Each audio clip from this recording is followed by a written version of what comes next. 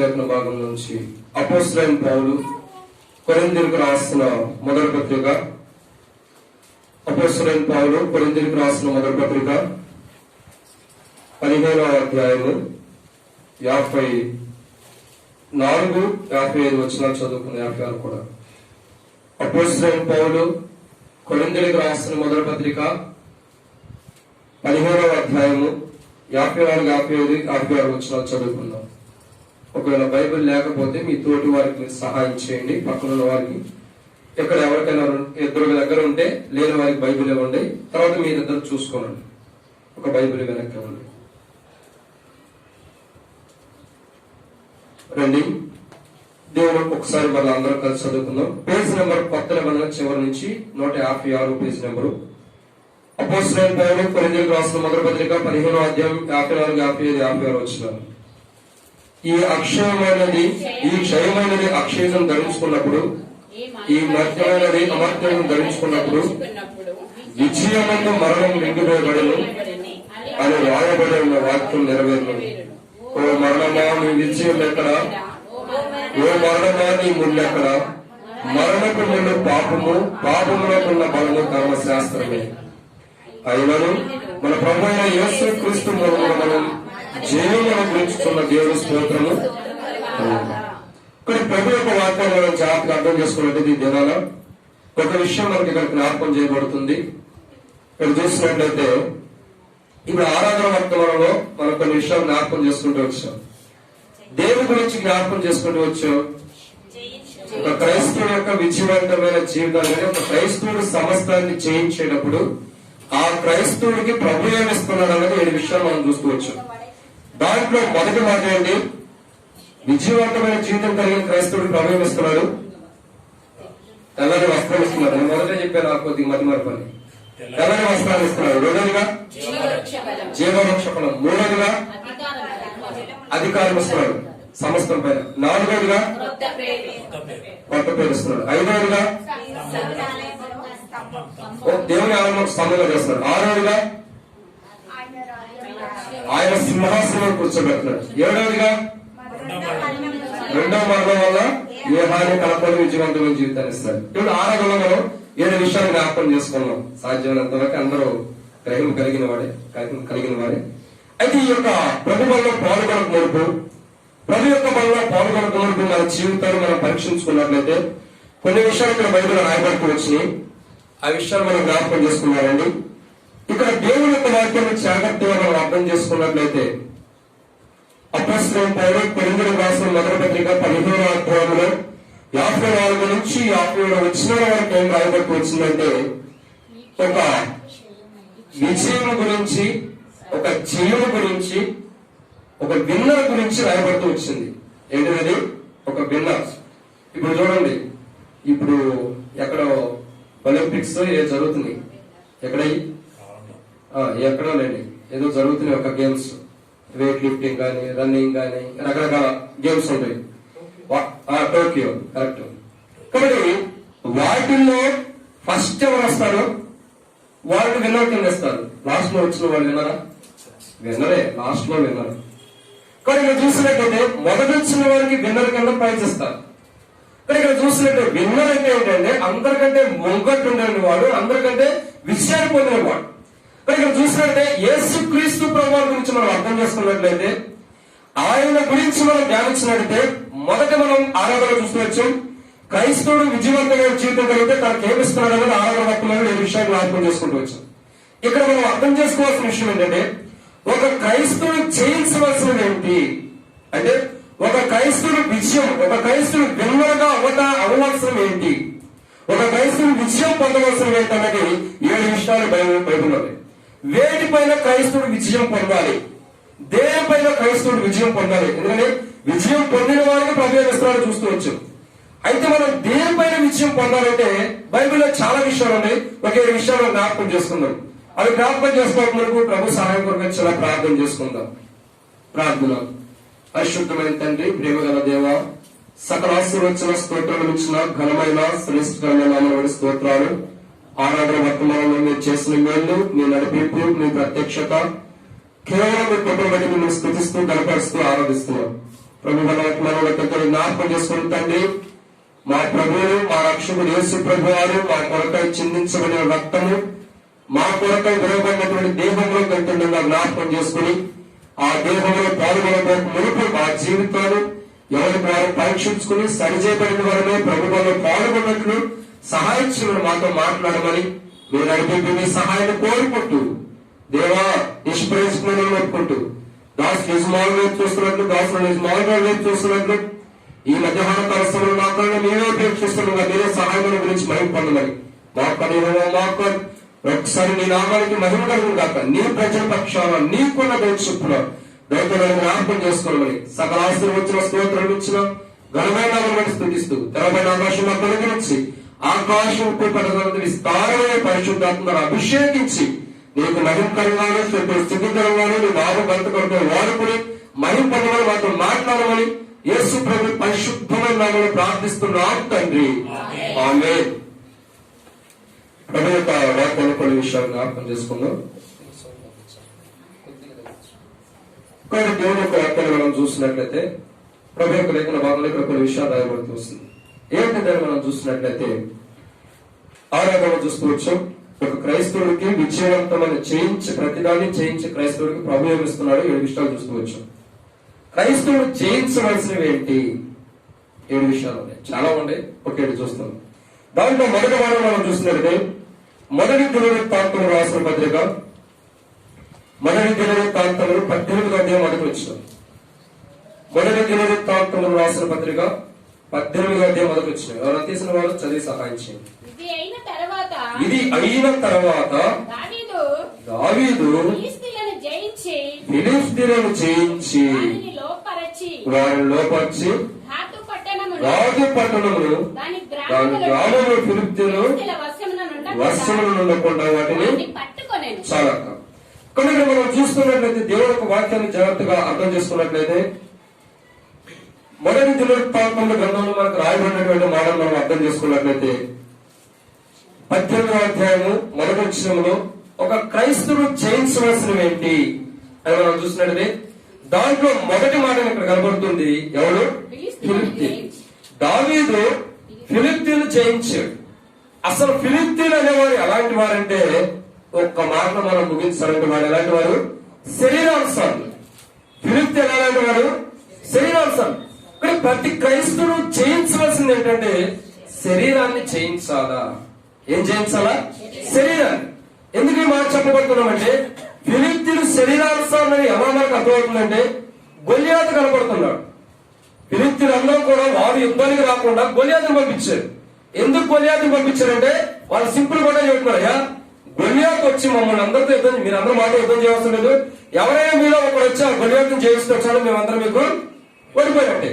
కానీ ఇక్కడ చూస్తున్నట్టు మనం అర్థం చేసుకున్నట్లయితే ఆ యొక్క గొల్యాతును పంపించినప్పుడు వారి యొక్క ఉద్దేశం ఏంటంటే ఫిలిష్తీయులు అందరూ కూడా మనుషుని యొక్క రూపానికి ప్రాధాన్యత ఇస్తున్నారు. అంటే మనుషుని యొక్క శరీరానికి ప్రాధాన్యత ఇస్తున్నారు. 6 అడుగుల కంటే ఎక్కువ ఉన్నాడు, బహుశా 6.5 అడుగులు ఉండొచ్చేమో. 6.5 అడుగులు ఏంటంటే ఎంత? నాకంటే ఇంకా ఎక్కువ, చాలా ఎక్కువ, నేనే తక్కువ. అంత హైట్ కలిగిన వాడిని ఎవరైనా జయించగలడా? ఎవరైనా జయించలేడు. కాబట్టి ఆ శరీరానుసారమైన వాడిని మొదలు పెడుతూ వచ్చారు. ఎప్పుడైతే శరీరానుసారమైన వాడిని మొదలు పెట్టారో వారిలో మొదట పతనం స్టార్ట్ అయిందని అర్థం చేసుకోవాలి. గుర్తుంచుకోండి, మొదట మనలో గాని శరీరం గాని పనిచేస్తే ప్రభువులో పాల్గొనేవారు, ప్రభు దేహంలో పాల్గొనే వారికి మొదట వారి శరీరం కానీ వారికి సహకరించి శరీరానుసారంగా కానీ మనం ప్రయత్నించి శరీరానుసారంగా మనం జీవిస్తే మొదట మన పతనానికి ఆరంభం మనం గుర్తుంచుకోవాలి. ఎందుకంటే అక్కడ ఉన్న ఫిలిష్తీయులందరూ కూడా గొల్యాతును చూసి ధైర్యం తెచ్చుకున్నారు. ఎవరు ధైర్యం తెచ్చా? ఓహో గొల్యాతు ఉన్నాడు, గొల్యాతును బట్టి ఇశ్రాయేలు ప్రజలందరూ పారిపోతారు, మాకేమి బాధ లేదని చెప్పి ధైర్యం ఉంటారు. అన్న మీరు లోపలికి రండి, అన్న ఈ కుర్చీ తీసుకురండి, ఇక్కడ ఇది వాళ్ళకి. కానీ మనం జాగ్రత్తగా అర్థం చేసుకున్నట్లయితే దేవుని యొక్క వాక్యాన్ని జాగ్రత్తగా చూసినట్లయితే ఫిలిష్తీయులు అందరూ కూడా ఎలాంటి వారంటే శరీరానుసారులు. ఎలాంటి వారు? శరీరానుసారులు, శరీరాన్ని అనుసరించేవారు. ఈ శరీరానుసారంగా ఎవరిదైతే ఇక్కడ చూసినట్లయితే శరీరానుసారంగా ఏదైతే గొల్యాతు ఉన్నారో ఆ గొల్యాతుని బట్టి ధైర్యం తెచ్చుకుంటున్నారు. దేవుని బట్టి కాదు. ఎవరిని బట్టి ధైర్యం తెచ్చుకున్నారు? ఒక మనుషుని బట్టి, అబ్బా ఈ మనుషుడు ఉన్నాడు, మమ్మల్ని కాపాడుతాడు చాలు. ఇతని వల్ల మేము కాపాడబడతాం, ఇతని వల్ల మేము రక్షించబడతాం, మా శత్రువుల చేతుల నుంచి ఇతని వల్ల మేము కాపాడబడతాం కాదు, చాలు ఇతడు ఉంటే మాకు చాలు అనుకుంటాను. గుర్తుంచుకో, నువ్వు ఏ మనుషుని చూసి అయితే నువ్వు అతను ఉంటే చాలు అనుకుంటావు, ఆ మనుషుడి వల్ల నీకు నష్టం ఉంది. ఎందుకు తెలుసా?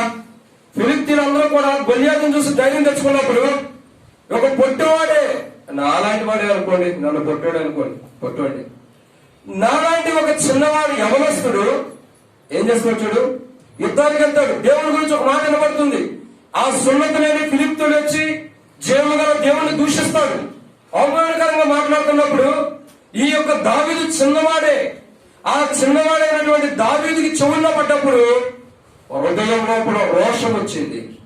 రోషం కలిగిన వాడే అంటాడు కదా, రాజు దగ్గరికి వెళ్తాడు, రాజు కూడా కళ్ళ కూర్చున్నాడు, ఎవరు యుద్ధం చేసి అతను గెలుస్తారని, ఎవడో యుద్ధం చేయాలని చెప్పి అప్పుడు కొన్ని దినాలు గడిచిపోతున్నాయి. గొలియాతు వస్తున్నాడు, ఎవరన్నా రన్నాడు, ఎవరెక్కలేదు, గొలియాతు వెళ్ళిపోతున్నాడు, వస్తున్నాడు, ఇదే జరిగిపోతుంది. తన అన్నలు యుద్ధంలో ఉన్నారు కాబట్టి ఎలా ఉండాలో చూస్తానికి దావీదు వచ్చాడు. అప్పుడు వినపడింది దావీదు యొక్క చెవుల్లో, తన అన్నలు చూస్తానికి రావటం కూడా దేవుని చిత్తం. ఎందుకు? దావీదు యుద్ధం చేయాలి కాబట్టి తన అన్న పేట మీద దేవుడు తీసుకొచ్చాడు అతను చూస్తానికి. ఎప్పుడైతే ఆ యుద్ధంలో చూశాడో చెవుల్లో వినపడుతున్న జీవం గల దేవుడు దూషించడం చూసి హృదయంలో తట్టుకోలేక రాజు దగ్గరకు వచ్చి అంటారు, అయ్యా నేను వెళ్ళి యుద్ధం చేస్తా వాడికంటే. అక్కడ 1 సమూయేలు గ్రంథం 15వ అధ్యాయంలో సౌలు అంటాడు కదా, గొలియాతు అంటే ఎవడనుకున్నా వాడి ఎదుట నువ్వు ఏనుగు ఎదుట కుందేలు నుంచున్నట్టే. నువ్వు ఎంతటి వాడివి? వాడు విద్యాభ్యాసం కలిగిన వాడు, చిన్నతనం నుండి అన్ని అనుభవాలు కలిగిన వాడు, వాడితో పోల్చుకుంటే నువ్వు ఎంతటి వాడివి, వాడిని జయించలేవు, వద్దు నువ్వెంత వాడెంత అన్నప్పుడు దావీదు ఒక మాట అంటాడు, జీవం గల దేవుని దూషించుటయా, సింహము నోట నుండి ఎలుగుబంటి యొక్క నోట నుంచి నన్ను కాపాడిన జీవం గల దేవుడు సున్నతి లేని ఫిలిష్తీయుడి చేతుల నుంచి కాపాడగలడు. వాడి నుంచి కాపాడిన వాడు వీడి నుంచి కాపాడా, వీడి నుంచి కూడా కాపాడు. అప్పుడు దావీదు ఏం చేస్తాడంటే, శరీరానుసారమైన వ్యక్తికి యేసు క్రీస్తు ప్రభు అంటే పరలోకపు సాదృశ్యమైన దావీదు యేసు ప్రభు వారి యొక్క విధానంలో వెళ్ళి దుష్టుడైనటువంటి గొలియాతును జయించాడు. ఎలా జయించాడు? కత్తి తీసుకుని చంపాడు. బైబుల్ ఎక్కడ కూడా దావీదు తన కత్తి తీసుకుని చంపినట్టు ఎక్కడా లేదు. యుద్ధంలో దావీదు ఏం చేశాడంటే, ఒక వరుస తీసుకెళ్లాడు, 5 రాళ్లు ఏర్పరచుకున్నాడు, 5 రాళ్లు తీసుకెళ్లాడు. దావీదు గొలియాతు దగ్గరికి వెళ్ళగానే గొలియాతు అంటాడు, నువ్వు ఎంత ఉండవు, నువ్వేంటి నిన్ను ఆహారం తిన్నట్టు, గద్దలు కానీ ఆహారం తిన్నట్టు తినేసేస్తాను అనుకుంటాడేమో. దావీదు అంటాడు కదా, దూరంగా వెళ్ళి దావీదు వరుస తీసుకుని యుద్ధానికి రెడీ చేసుకున్నప్పుడు ఆ వరుసను ఒక రాయి పెట్టుకుని ఎట్లా గిరగర తిప్పేసేసి రాయి వదలటంతోనే కరెక్ట్గా ఇక్కడ నుదుటికి తగిలింది. ఎవరికి? గొలియాతు. 6 అడుగులు అయితుండ వాడికి 4 అడుగులు అయితుండ దావీదు కొడితే ఏం జరిగింది? నుడుగులు దాల్తుంటే అతను కింద పడిపోయాడు. పడిపోవడంతోనే ఫిలిష్తీయులందరూ కూడా భయం పుట్టుకున్న వాళ్ళు. ఇప్పుడు దాకా శరీరాన్ని చూశారు, ఇప్పుడు దాకా శరీరాన్ని అనుసరించిన వారు ఉన్నారు, గొలియాతును చూసి ధైర్యం తెచ్చుకున్న వారు పారిపోతున్నారు. అర్థం ఏంటి? అప్పుడు దాకా ఒక మనుషులు ఆశ్రయించిన వారు ఆ మనుషులే పడిపోగానే పారిపోతున్నారు. ఇక అయ్యో ఆళ్లే జయించారంటే పొట్టివాడు, ఇక మనల్ని ఏం చేస్తాడు, మనల్ని కూడా చంపేస్తారని ఎవరు కూడా పరిగెత్తున్నారు. దావీదు గొలియాతు ఏదైతే ఖడ్గం కొట్టుకుని వచ్చాడో తన ఖడ్గం తీసి కింద పడిన తన కత్తితోనే గొలియాతు నరికిన వాడు ఉన్నాడు. అది చూసి ఫిలిష్తీయులు పారిపోయారు. ఇక్కడ విషయం ఏంటంటే, దావీదు మన దైవిక వర్గాలను అర్థం చేసుకుంటే శరీరానుసారమైన వాటిపైన విజయాన్ని పొందిన వాడు ఉన్నాడు. ఒక మనుషుడు, ఫిలిష్తీయులందరూ కూడా శరీరాన్ని చూసి ఆశ్రయించిన వాడు ఉన్నారు, శరీరాన్ని చూసి ఇది ఉంటే చాలు అనుకున్నారు. కానీ దేవుని దృష్టిలో అది కావాల్సింది ఆత్మీయమైన జీవితం. ఒక క్రైస్తవుడు నా శరీరానుసారంగా విజయాన్ని పొందుతానంటే పొందలేడు అన్నటికి. ఒక వ్యక్తి ఒక ఆత్మీయ జీవన రక్షణ మారుమోసు పొందిన వ్యక్తి అంటే పాపాలు ఒప్పుకొని మారుమోసు పొంది తమ పాపాలు ఒప్పుకొని అబద్ధాలు, మోసాలు, దొంగతనం, వ్యభిచారం, పాపంతో కూడిన జీవితం అంతటిని విడిచిపెట్టుకున్న క్రైస్తవుడు లోకంలో ఉన్న శరీరాన్ని అనుసరిస్తే ఆ క్రైస్తవుడు ఎన్నటికీ విజయాన్ని పొందలేడు. ఇక్కడ కూర్చున్న మన జీవితంలో ఒకసారి మనం పరీక్షించుకుందాం. మనం పరీక్షించుకోవాల్సిన కోణం ఏంటంటే, మనం ఎవరినైనా మనుషుల్ని బట్టి ఆశ్రయిస్తున్నామా, ఎవరినైనా మనుషుల్ని బట్టి అతిశయిస్తున్నామా, ఎవరైనా మనుషుల మీద ఆధారపడుతున్నావా? ఒక మనుషుని బట్టి నువ్వు ఆధారపడి ఇక్కడికి వచ్చి కూర్చుంటే ఫిలిష్తీయులు ఎలాగైతే అవమానం పొందారో, ఒకవేళ ఇప్పుడు నువ్వు చేయతి వల్ల పాల్గొనొచ్చు, ఒకనొక దినాన్ని నువ్వు అవమానం పొందేవాడు ఉంటావు. ఎందుకు తెలుసా? నువ్వు లోకాన్ని ఆశ్రయిస్తున్నావు. నువ్వు ఎందుకంటే శరీరాన్ని ఆశ్రయిస్తున్నావు. ఆ ఫిలిష్తీయులు గొల్యాతును చూసి ఎట్లాగే ధైర్యం తెచ్చుకున్నారో, నీకున్న శరీరాన్ని చూసి నువ్వు ధైర్యం తెచ్చుకున్నావు. కాబట్టి శరీరానుసారమైన మనుషులు బట్టి నువ్వు ధైర్యం తెచ్చుకుంటావు, కానీ జీవం గల దేవుని బట్టి నువ్వు ధైర్యం తెచ్చుకోవట్లా. దేవుని బట్టి నువ్వు ధైర్యం తెచ్చుకోవట్లా. దావీదు వాడేం చేస్తాడు? వాడు ఒక గొల్యాతు ఒక మనిషే, జీవం గల దేవుని తిరస్కరించాడు, దూషించడు, అని దేవుని బట్టి ధైర్యం తెచ్చుకుని యుద్ధం చేశాడు. కాబట్టి శరీరానుసారమైన వాటిపైన విజయం పొందిన వాడు ఉంటాడు. దావీదు వలె ఉన్న నీకు, దావీదులాగా దేవుడు నీవు నియమించిన వాడు ఉన్నాడు. దావీదు వలె లోపల యుద్ధం చేయబోతున్న నీవు ఆ శరీరానుసారమైన వాటిని ఎదుర్కొన్నటువంటి గొల్యాతును జయిస్తున్నావా? అదే శరీరంలో లోబడిపోతున్నావా? ఒకసారి పరీక్షించుకుంటే తెలుసా, నేను దినాలు అనేక మంది క్రైస్తవులు ఎలాంటి తప్పుగా ఎవరో తప్పుగా అర్థం చేసుకోవద్దు. క్రైస్తవులే, నేను నాన్ క్రిస్టియన్స్ గురించి చెప్తాను, క్రిస్టియన్స్ గురించి. చాలా మంది క్రైస్తవులు పిల్లల్లో ఏముంటాయి? టీవీలో ఉంటాయి. టీవీ తప్పు కాదు, ఏదైనా వాక్యం అనొచ్చు. కానీ క్రైస్తవులు ఏం చేస్తారు? సినిమాలు చూస్తున్నారు, టీవీలు చూస్తున్నారు. రెండు, క్రైస్తవులు ఇప్పుడు టీవీలో ఓల్డ్ అయిపోయి మొబైల్లోనే చూసేస్తున్నారని సీరియస్ అని. తర్వాత క్రైస్తవులు ఎలా ఉండాలంటే లిప్టిక్లు వేసుకోవటం, రకరకాల డ్రెస్సులు వేసుకోవటం, ఆడవాళ్ళు కూడా. మగవాళ్ళేమో ఆడవాళ్ళకు జుట్టు పెంచుకోవటం, వాళ్ళకు కూడా జడేయాలి మనం, రబ్బర్ బ్యాండ్, అందుకే రేట్లు వెళ్ళిపోతాయి.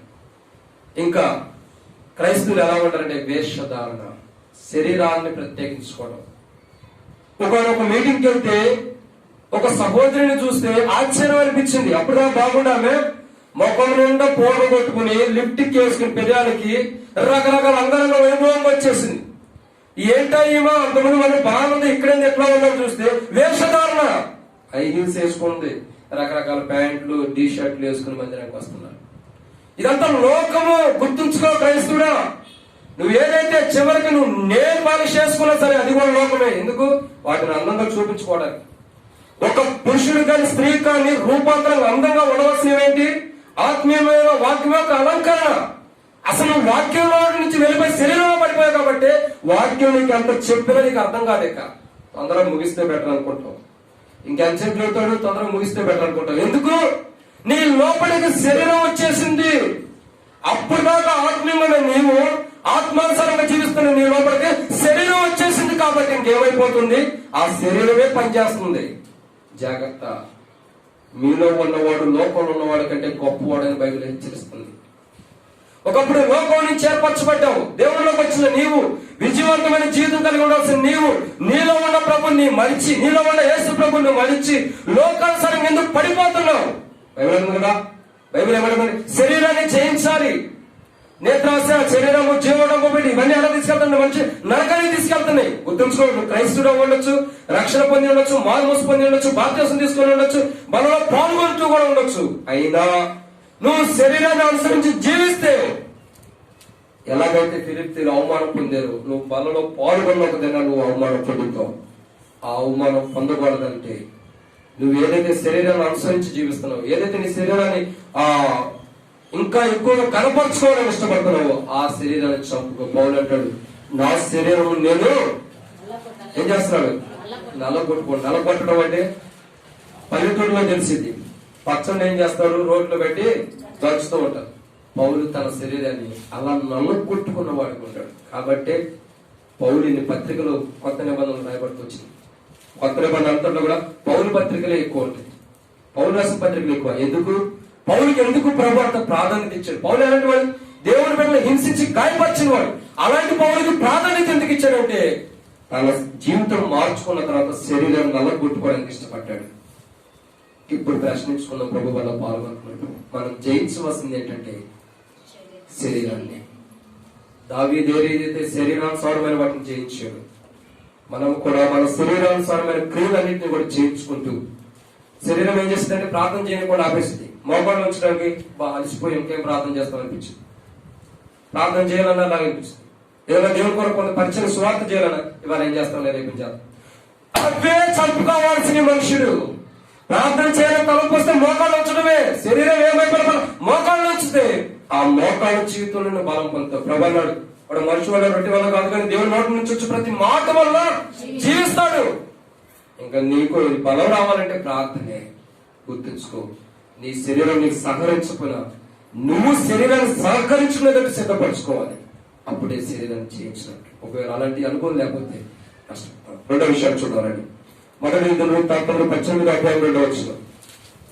మొదటి దినవృత్తాంతములు 18వ అధ్యాయం 2వ వచనం చదవండి. మోయాబీయులను జయించగా వారు దావీదునకు కప్పము కట్టు దాసులై సోబా రాజైన హదారేజు కాబట్టి ఇక్కడ చూస్తున్నట్టే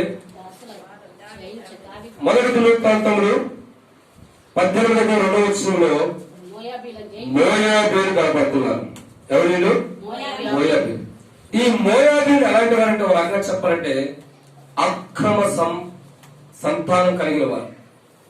వీళ్ళు ఎలాంటి వారంటే సొంత తండ్రితోనే తమ బిడ్డలో పాపం చేశారు. తండ్రికి మందు తాగిచ్చి, ఎవరైనా మందు తాగుతారని గుర్తుపెట్టుకోండి, సొంత తండ్రికే మందు తాగిచ్చి తండ్రితో వ్యభిచారం చేసినటువంటి స్త్రీలు వీళ్ళందరూ మోయాబీ. మరి ఇక్కడ చూసినట్టే మోయాబీలు అందుకే హెచ్చించబడుకోకుండా అక్కడ కిందగా ఉండబడతాం కారణం అదే. మోయాబీలు అంటే అర్థం ఏంటంటే, మోయాబీలు ఎలాంటి వారంటే గర్విష్ఠులు. కాబట్టి గర్విష్ఠులైన ప్రజల్ని దావీదు జయించాడు. ఇక్కడ ఒక విషయాన్ని అర్థం చేసుకోవాల్సింది ఏంటంటే, మొదటిగా శరీరాన్ని జయించాడు, రెండు గర్విష్ఠులను జయించాడు. ఇక్కడ అర్థం ఏంటంటే మనం కూడా అర్థం చేసుకోవాల్సింది ఏంటంటే, మనలో కూడా మోయాబు అనుభవం ఉంది. ఒక పాట ఉంది, మోయాబున్ విడచి నీవు యేసు ప్రభువును అడ్డుకొన్నావా.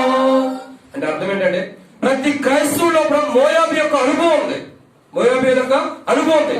మోయాబీలు ఏం చేస్తారంటే గర్విష్ఠులు ఉంటారు. కొంతమంది ఉంటారు గర్విష్ఠులు. ఎలా తెలుసా? కొంతమంది దేవుడిని నమ్మని వారిని చూసి దేవుడిని నమ్మిన వారు అంటారు, మేము యేసు ప్రభు పెట్టలేం, మేము గొప్పవారు, మేము పరలోకానికి వెళ్తాం. గర్విస్తారు. వాస్తవంగా చెప్పాలంటే మనకంటే మొదట వాళ్ళే పరలోకానికి వెళ్తారు. ఎందుకు? మనం తప్పైపోయిన ప్రభు అని ఒప్పుకున్న తర్వాత ఇంకెన్ని బలహీనతలు తప్పిపోతున్నాము. వాళ్ళు ఒకసారి తప్పైపోయిన ప్రభు అంటారు. ఒక ఉపమాన రీతి కూడా ఉంది. దేవాలయం ఎదుట ఇద్దరు వ్యక్తులు వెళ్తున్నప్పుడు ఒక సుంకరి ఓ పరిచయం ఏమన్నా, ప్రభావ వారానికి 3 రోజులు ఉపవాసం ఉంటాను, దశంభాగం ఉంటాను, 10 రోజులు నీ మందిలో సమర్పణ కలిగి ఉంటాను, కానీ ఇట్లాంటి పాపాత్ముడు కాదన్నాడు. కానీ ఆ పాపాత్ముడు ఏం చేశాడు? ప్రభా నీ మందిరం ఎదుట తలెత్తడానికి కూడా ఎట్టి యోగ్యత లేని వాళ్ళు అన్నప్పుడు ఈ ఇద్దరు ఎవరు క్షమించబడ్డారంటే, వారానికి 3 సార్లు ఉపవాసం ఉండి ప్రభు వల్ల పాల్గొంటూ వాడిని తిడుతూ వచ్చి, వాడు పోవాలి, వీడు నశించుకోవాలి, వీడు చావాలి, వాడు చావాలి తిట్టుకుంటూ వచ్చి ఈయనకొచ్చి బలంగా పాల్గొనే వారి గురించి అన్నాడు. వాళ్ళు కాదు క్షమించబడిన వాడు. ఒకేసారి ప్రభు వాళ్ళ దగ్గరకు వచ్చి, ప్రభా ఈ బల దగ్గర ఉండడానికి కూడా అర్హత లేని వాడిని, నీ మందిరం దగ్గర కనులెత్తడానికి కూడా యోగ్యత లేని వాడిని ఏ పాపాత్ముడైతే ఒప్పుకున్నాడో ఆ పాపాత్ముని ప్రభు క్షమించిన వాడు ఉన్నాడు. అంతేగాని వారానికి 3 రోజులు ఉపవాసం ఉండి దేవుడి మందిరంలో ప్రార్థన చేసే వాడు కాదు. ఎందుకు వాడిని క్షమించలేదంటే, వాడు ఆల్రెడీ ఏం చేస్తాడు? పక్క రోజులు నిందేస్తాడు. ఎట్లాంటి పాపాత్ముడు కాదు వాడి. పాపాత్ముడని ఎవరు చెప్పాడు? ప్రభు కొత్త నిబంధనలు అడుగుతారు, ప్రభా నిన్ను అప్పగించేవాడు ఏడు పరిస్థితి, వాడు నేను వచ్చే వరకు ఉండటం నాకు అభ్యంతరం లేనప్పుడు నీకెందుకు? ప్రశ్నించకూడదు. బైబిల్ ఏమంటుందండి? మోయాబీలు గర్విష్ఠులు. ఒక మనిషి యొక్క నాశనానికి మొదట ఏముంటుంది? గర్వం. అది గుర్తుపెట్టుకోండి. నీలో గర్వం వస్తుందంటే ఏదైనా ఆస్తిని బట్టి, డబ్బుని బట్టి కానీ, నీకున్న ధనాన్ని బట్టి కానీ, నీకున్న ఐశ్వర్యాన్ని బట్టి కానీ, నీకున్న రూపాన్ని బట్టి కానీ, నీకున్న అందాన్ని బట్టి కానీ నువ్వు గర్విస్తున్నావంటే గుర్తుపెట్టుకో, ఒక మనుషుడికి నాశనాన్ని ముంగట ఏముందంటే గర్వం. జాగ్రత్త. మనలో ఉన్న గర్వాన్ని మనం జయించాలి. ఎక్కడైతే గర్వం పైకి వస్తుందో దాన్ని అణిచివేస్తేనే జయించినట్లు. మనలో ఉన్న గర్వాన్ని మనం జయించాలి. ఎందుకు జయించాలంటే మనం నాశనం కాకుండా ఉండడం కోసం దాన్ని జయించాలి. ఒకవేళ మనలో గర్వంగానే ఉంటే, మనం గర్విష్ఠులుగా ఉంటే, దేని బట్టైనా నీకున్న డబ్బులు బట్టి కానీ, ఆస్తిని బట్టి కానీ, కారుని బట్టి కానీ, బైక్ని బట్టి కానీ, ఏదైనా స్థలం బట్టి కానీ, ధనాన్ని బట్టి కానీ నువ్వు గర్విస్తూ ఉంటే గుర్తుపెట్టుకో, నీ వెనక నాశనం అన్నది ఉంది. ఎదురు తెలుసా? ధనవంతుడి గురించి ఒక మాట గుర్తు వచ్చింది. ధనవంతుడు ఎక్కడ ఉన్నాడు? భూమి మీద ధనంతో గర్విష్ఠుడిగా ఉన్నాడు.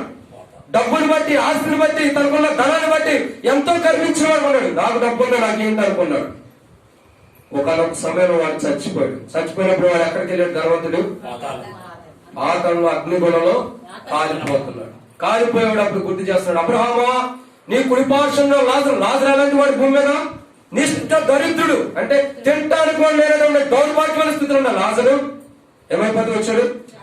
ఈ భూమి మీద దరిద్రాన్ని అనిపించిన వాడు పరలోకంలో దేవుడు కుడిపార్శ్వం కూర్చున్నాడు. ఈ భూమి మీద ఆస్తి ఐశ్వర్యాన్ని ధనాన్ని సమకూర్చుకున్నాడు ఎక్కడున్నాడు, నరకలో కాలిపోతున్నాడు. కాలిపోయేవాడు అన్నాడు, అయ్యా అబ్రహామా, నీ కుడిపార్శ్వంలో లాజరు నా దగ్గర ఆ బొట్టల వేలు నీటిలో ముంచిన నాలుగు మీద చొక్క అన్నాడు. ఒక చొక్క నీటి కొట్టి మన దేవుని కాలకుండా ఆపిద్దా?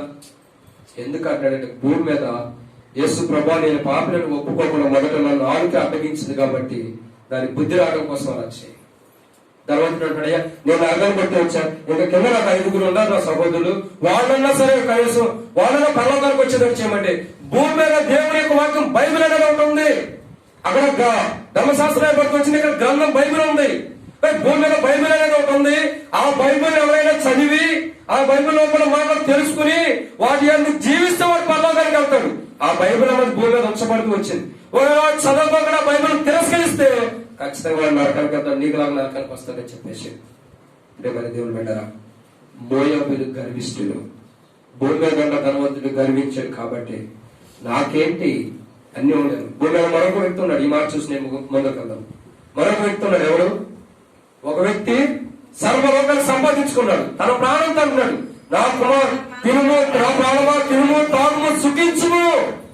ఒక వ్యక్తి 3-4 తరాలు సరిపోనంత సంపాదించుకున్నాడంట ఒకేసారి, పంట అంతగా పండింది సంపాదించుకున్నాడు. ఏదో మంచం మీద కూర్చున్నాడు, కుర్చీ మీద కూర్చొని కాలు మీద కాలేసుకుని అనుకుంటున్నాడు, ఓ నా ప్రాణమా నువ్వు తినుము తాగుము సుఖించుము, 3-4 తరాలు సరిపోయినంత సంపాదించా, నీకు కావాల్సినట్టు నువ్వు అనిపించన్నాడు. ఇప్పుడు అనిపిస్తానికి కూడా లేవు. ఎంత సంపాదించినా గ్యాస్ ప్రాబ్లం, ఎక్కువ తింటేనేమో గ్యాస్, తక్కువ తింటేనేమో ఇంకా గ్యాస్. షుగరు, ఎక్కువ తింటే రైస్ తింటే షుగరు, తక్కువ తింటేనేమో లో బీపీ, ఎక్కువ తింటే హై బీపీ. ఏ తిన్నా మనుషులు ముందరకెళ్ళి చంపుతా వెనకొచ్చిన చంపుతాను అన్నట్టుంది. మనుషుల జీవితం అలా అయిపోయింది. కానీ అక్కడ ఉన్న వ్యక్తి అన్నాడు, తినుమో తాగుము సుఖించుము. ఎక్కువ రైస్ తినవాక షుగర్ వచ్చింది, బీపీ తింటే ఇంకా షుగర్ వచ్చింది. మనోడు అనుకున్నాడు అవన్నీ తెలవక తిను తాగు సుఖించు అన్నాడు. దేవుడు అన్నాడు, ఓరి వెర్రివాడా, నువ్వు సంపాదించేవు తినుము తాగు సుఖించు అంటున్నావు, ఈ రాత్రి నేను నీ ప్రాణం అడుగుతున్నాను, సంపాదించిందంత ఏమైపోయింది? ఏమైంది? వీడు సంపాదించడం కూడా వచ్చి అనిపిస్తాడు. చాలా సార్లు అదే జరుగుతుంది, ఒకడు సంపాదిస్తారు, ఒకడు వచ్చి అనిపిస్తాడు. జాగ్రత్త. ఈ భూమి మీద సంపాదన కోసం, భూ సంబంధమైన వాటి కోసం ప్రయాసపడే వాళ్ళు ప్రభు ఏమంటాడంటే వెర్రి వాడికి లెక్కిస్తాడు. కాబట్టి మోయాబీలు ఎలాంటి గర్విష్ఠులు, వారికి ఆ యొక్క 3-4 తరాలు సంపాదించిన వాడు గర్వంతో అంటున్నాడు, తిను తాగు సుఖించుము. ఇక అయిపోతుంది, తిను తాగు సుఖించు. ఇంకాసేపు అయితే క్లబ్బులు కూడా ఇంకెక్కడికి వెళ్దామంటాడేమో.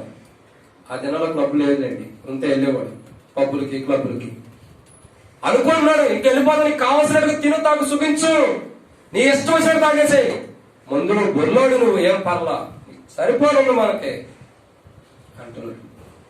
భూమి మీద ఒక వ్యక్తి పేరు చెప్పను, బాత్రూమ్ కూడా బంగారంతో కట్టించుకున్నాడు. ఎవరో తెలుసా మీకు? బాత్రూమ్ కూడా బంగారంతో కట్టించుకున్నాడు. కొన్ని దినాల తర్వాత జైల్లో ఉన్నాడు బంగారాన్ని విడిచిపెట్టి. కానీ ఇక్కడ గత రాజకీయ నాయకులు పేరు చెప్పను. కానీ ఇక్కడ మనం ఒక వాక్యాన్ని చూసినట్లయితే మోయాబీలు అలాంటి వారిని గర్విష్ఠులు. మనలో కూడా గర్వం ఉంటే ఈ రాత్రి ప్రభు మన ప్రాణం అడిగితే మనకున్న గర్వాన్ని బట్టి మనం నాశనం అయ్యేవాళ్ళం. నాశనాన్ని ముందర గర్వం వస్తుంది. ఒక నువ్వు దేన్ని బట్టి అయినా గర్విస్తే గుర్తుపెట్టుకో, నీ వెనకాల నాశనం అనేది ఒకటి ఉంది. ఆ నాశనం తప్పించబట్టడానికి యేసు ప్రభు నీ కొరకు నా కొరకు శిలువ మీద 3 గంటల బట్టి 3.5 గంటల బట్టి వేలాడదీయబడుతూ వచ్చాడు.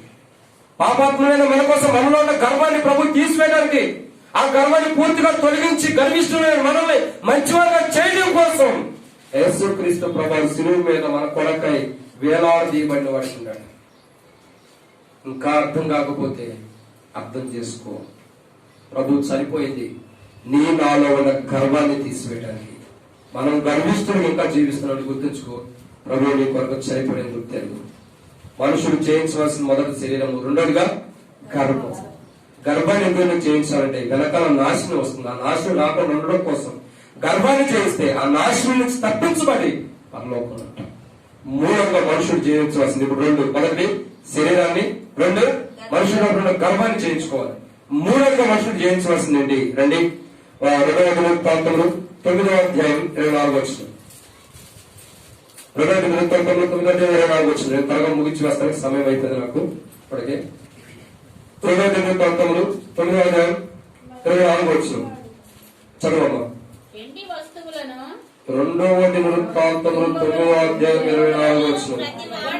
మరియు ప్రతి వాడును ఏటేటా వెండి వస్తువులను, బంగారు వస్తువులను, ఆయుధములను, గంధవర్గములను, గుర్రములను, కంచెల గాడిదలను. చాలు. ఇక్కడ చూసినట్లయితే ఇక్కడ మరొకరు కనపడుతున్నారు. ఎవరేనంటే అమ్మోనీయులు ఇక్కడ కనపడతారు. ఎవరు? అమ్మోనీయులు. ఈ అమ్మోనీయుల గురించి ఒక విషయాన్ని మనం అర్థం చేసుకున్నట్లయితే వీళ్ళు ఎలాంటి వారంటే అమ్మోనీయులు యొక్క జీవితం గురించి కూడా చూస్తుంటే ఇంకోసారి వచ్చింది. వీళ్ళు అహంకారులు. ఎలాంటి వారు? అహంకారులు. ఈ అమ్మోనీయుల యొక్క జీవితం అంతా కూడా ఎలాంటిదంటే అహంకారం కలిగిన వారు. అహంకారంలో గర్వంతో ఉంటూ అమ్మోనీయులంతా కూడా ఏం చేస్తున్నారు? అక్రమకారులను కూడా అనొచ్చు. ఎలా? అక్రమకారులు. మనుషులు చేయాల్సింది ఏంటంటే అక్రమాన్ని. అక్రమం అంటే ఊరకనే వచ్చేది, ఊరకనే తెచ్చుకోవటం, అర్థమైందా? ఊరకనే లాక్కోవటం, ఇదంతా కూడా అక్రమకాలం. అక్రమంగా తెచ్చుకునేది అదే. చూడండి, అక్రమంగా తెచ్చుకోవడం అంటే ఒక రకంగా దొంగతనం అని కూడా మనం అనుకోవచ్చు. ఎవరైనా ఒక ఇంట్లో పనిచేస్తున్నారు అనుకోండి, ఆ పనిచేసే ఇంటి యజమానుడుగా మనం నమ్మారు అనుకో. నమ్మారు కాబట్టి మనం ఏం చేస్తాం? మనకు అన్ని అప్పగిస్తాం. ఒక విషయం అర్థం చేసుకోండి. యోసేపు ఉన్నాడు. యోసేపుని నమ్మి ఆ అధికారి ఏం చేశాడు? తన ఇల్లు, తన భార్య తప్పక సమస్తం పైన తనకు అధికారాన్ని ఇచ్చాడు. తన భార్య కావాలని తప్పక సమస్తం పైన అధికారం ఇచ్చాడు. నీకు కావాల్సిన నువ్వు చేయాలని పరిపాలించాడు. యోసేపు దగ్గరికి యోసేపు యొక్క అధికారి యొక్క భార్య వచ్చింది. అధికారి యొక్క భార్య వచ్చి అతని మీద మనసు కలిగింది. యోసేపు అంటుంది వ్యభిచారం చేయమని. యోసేపు అంటారు కదా, ఇంత పక్షపాతం, ఇంత తాగుదం నేను కట్టుకోను. ఎందుకంటే నా పైన ఉన్న అధికారి నిన్ను తప్పక ఈ ఇంటి మీద అన్నిటి నాకు సర్వాధికారం ఇచ్చాడు. కాబట్టి ఆయన నాకు అధికారం ఇచ్చాడు కదా, అధికారాన్ని కోల్పోను. ఎందుకంటే నిన్ను ముట్టకూడదు. ఎందుకు? నువ్వు నా అధికారి యొక్క భార్య కాబట్టి నీ మీద నాకు అధికారం లేదు. వీళ్ళంతట్లో ఇచ్చాడు. నేను ఒకవేళ నా పాపం చేసిన ఎడల నా అధికారికి అవమానం తెచ్చిన వాడిని, జీవం గల దేవుడి ఎదుట నేను పాపం చేసిన వాడు ఉంటాను కాబట్టి నాకు కొద్ది నేరం అన్నప్పుడు 2-3 సార్లు అలాగే బలాత్కారం చేస్తున్నప్పుడు, చివరిసారి యోసేపు ఇంట్లో ఒక్కడే ఉన్నప్పుడు ఆమె వచ్చి ఆమె బలాత్కారం చేయబోయే సమయంలో ఏం జరుగుతూ వస్తుందంటే, యోసేపు వద్దు, ఈ పాపము, ఈ అక్రమం వద్దు, ఈ అక్రమమైన జీవితం వద్దు, అక్రమంగా ఉండి ఈ పాపిష్టి జీవితం వద్దని తన సొక్కాయి పట్టుకుంటే ఆ సొక్కాయి విడిచిపెట్టి పారిపోయిన వాడు కొన్నాడు యోసేపు. ఇంట్లో నుంచి పారిపోవడంతోనే ఇక ఆమెకు అర్థమైపోయింది, వీడు ఎట్లా చేస్తాడా, వీడిని ఏదో చేయాలి, నా మాటకు లోపడలేదని ఏం చేసింది? తన అధికార రంగాన్ని చెప్పి హెబ్రీడైన వాడు నన్ను అవమానించాడని ప్రేమ తిరిగేసింది. అప్పుడు దాకేమో అతనితో పాపం చేయాలన్నామే, వాడే కావాలన్నా పాపం చేయమని వచ్చాడని చెప్పి ప్రేమ తిరిగేసి ఏం చేసింది? యోసేపు మీద నేరం మోపి జైల్లో పెట్టించింది. ఎంత దారుణము! జైల్లోకి వెళ్ళటానికి ఇష్టపడ్డాడు కానీ పాపంలో పడడానికి ఇష్టపడలేదు. అది ప్రాముఖ్యమైనది. జైల్లో వెళ్ళడానికి ఇష్టపడ్డాడు, జైల్లో జీవించడానికి ఇష్టపడ్డాడు. మోషే ఐగుప్తుతో కూడిన ధనభోగం కంటే క్రీస్తుతో కూడిన శ్రమ మేలని ఇచ్చాడు. యోసేపు కూడా ధనభోగం కంటే అష్టైశ్వర్యుల కంటే ఒకవేళ రాలేదు అక్రమ సంబంధం కలుగుంటే ఎట్లుండే కూడా అది వేరు. అవునా? మంచిగా చూసి అటు చేసేది. కానీ అదంతా వద్దు, అది పాపిష్టి జీవితం, అది పాపంతో కూడిన అభ్యంతరమైంది చేయాలంటే దౌర్భాగ్యమైన జీవితం నాకు వద్దని దేవుని బిడ్డలు నేను చెరసాల్లో ఉన్నా పర్లేదని చెప్పి ఆ పాపాన్ని వద్దనుకుని చెరసాల్లోకి రావడానికి ఇష్టపడిన వాడికి ఉన్నాడు. చెరసాల్లోకి వచ్చిన దేవుడు జ్ఞాపకం చేసుకుని మళ్ళీ దానికంటే గొప్ప అధికారి పోస్ట్ ఇచ్చాడు దేవుడు. ఇక్కడ ఒక విషయం ఏంటంటే, అమ్మోనీయులు ఎలాంటి వాడంటే అక్రమం చేసిన వారు, అమ్మోనీయులు అక్రమంగా లాక్కునేవారు. యోసేపుని అక్రమంగా లాక్కోవాలని ఇష్టపడింది అధికారి భార్య. యోసేపు దేవుని భయం కలిగిన వాడు కాబట్టి ఆ పాపాన్ని విడిచిపెట్టుకుని, ఆ పాపం వద్దనుకుని విజయవంతమైన జీవితం కొరకు పరిగెట్టిన వాడు ఉన్నాడు. ఈ యొక్క 16 కాల సమయంలో ముగించబడక మునుపు మన జీవితాన్ని మనం పరీక్షించుకున్నాం. ఏంటంటే, మనం ఎంతవరకు పాపాన్ని చేస్తున్నాం, మనం ఎంతవరకు అమౌల్యం లాంటి అక్రమమైన విషయాన్ని మనం ఎంతవరకు చేస్తున్నాం. ఒక ఇంట్లో నువ్వు పనిచేస్తున్నావు, నీ పైన ఉన్న అధికారి నీ మీద నమ్మకం ఉండొచ్చు. అయితే నమ్మకం పెట్టినప్పటికీ నువ్వు ఎంత అవమానకరంగా జీవిస్తున్నావు. ఎందుకంటే ఆయన నువ్వు బాగుంటావు నీ మీద నమ్మకంతో ఇల్లు సమస్తం ఇచ్చి పెడతాడు. డబ్బు, ఆస్తి, దాని తగిన లాక్స్ అని కూడా నీకు ఇచ్చేస్తాడే. నువ్వు వాటన్నిటిలో నీ యజమాని దగ్గర నమ్మకం ఉంటున్నావా? నమ్మకాన్ని కోల్పోయిన వాడుకున్నావు. అక్రమంగా వాటిని తెచ్చుకుని యజమాని చూడలేదని దొరికినంత దొరికింది తెచ్చుకుని ఇంట్లో పెట్టుకుంటే గుర్తుంచుకో, అవే ఒక దినాల దేవుని దగ్గర సాక్ష్యం అయిపోతున్నాయి. ఏదైతే నువ్వు దొంగతనం చేసి తెచ్చావో, ఏదైతే అక్రమంగా తెచ్చావో, ఎవరు చూడలేదని దాసుకుని అక్కడి నుంచి చేతిలో పెట్టుకుని కానీ ప్యాంట్లో పెట్టుకుని కానీ నువ్వు దొంగతనం తెచ్చావో, అయ్యే ఒక దినం నీ మీద నేరం మోపోతుంది. గుర్తుంచుకో. ప్రభుత్వంలో పాల్గొనుకున్న మన జీవితాన్ని పరీక్షించుకోవాలి. మన మీద ఏమి నేరం మోపబోతున్నాయి, మన మీద ఏమి నిందలు వేయబోతున్నాయి, మనం అక్రమంగా ఏం తెచ్చాం. మనం అమ్మోనిలోనే ఎక్కడ అక్రమంగా జీవించామా? అక్రమమైన వాటి కోసం ఆశపడుతున్నామా? అక్రమమైన వాటిని సంపాదించుకోవడం ప్రయాసపడుతున్నామా? చూడండి, అక్రమంగా ఏదైనా ఊరకని సంపాదించుకోవడం కోసం ఒక్కొక్క మనిషిని చంపడానికి కొంతమంది వ్యక్తులు వెనక తిరగదు తెలుసా? కొంతమంది డబ్బు కోసం చంపడానికి కూడా వెనక తిరిగి ఆలోచించారు.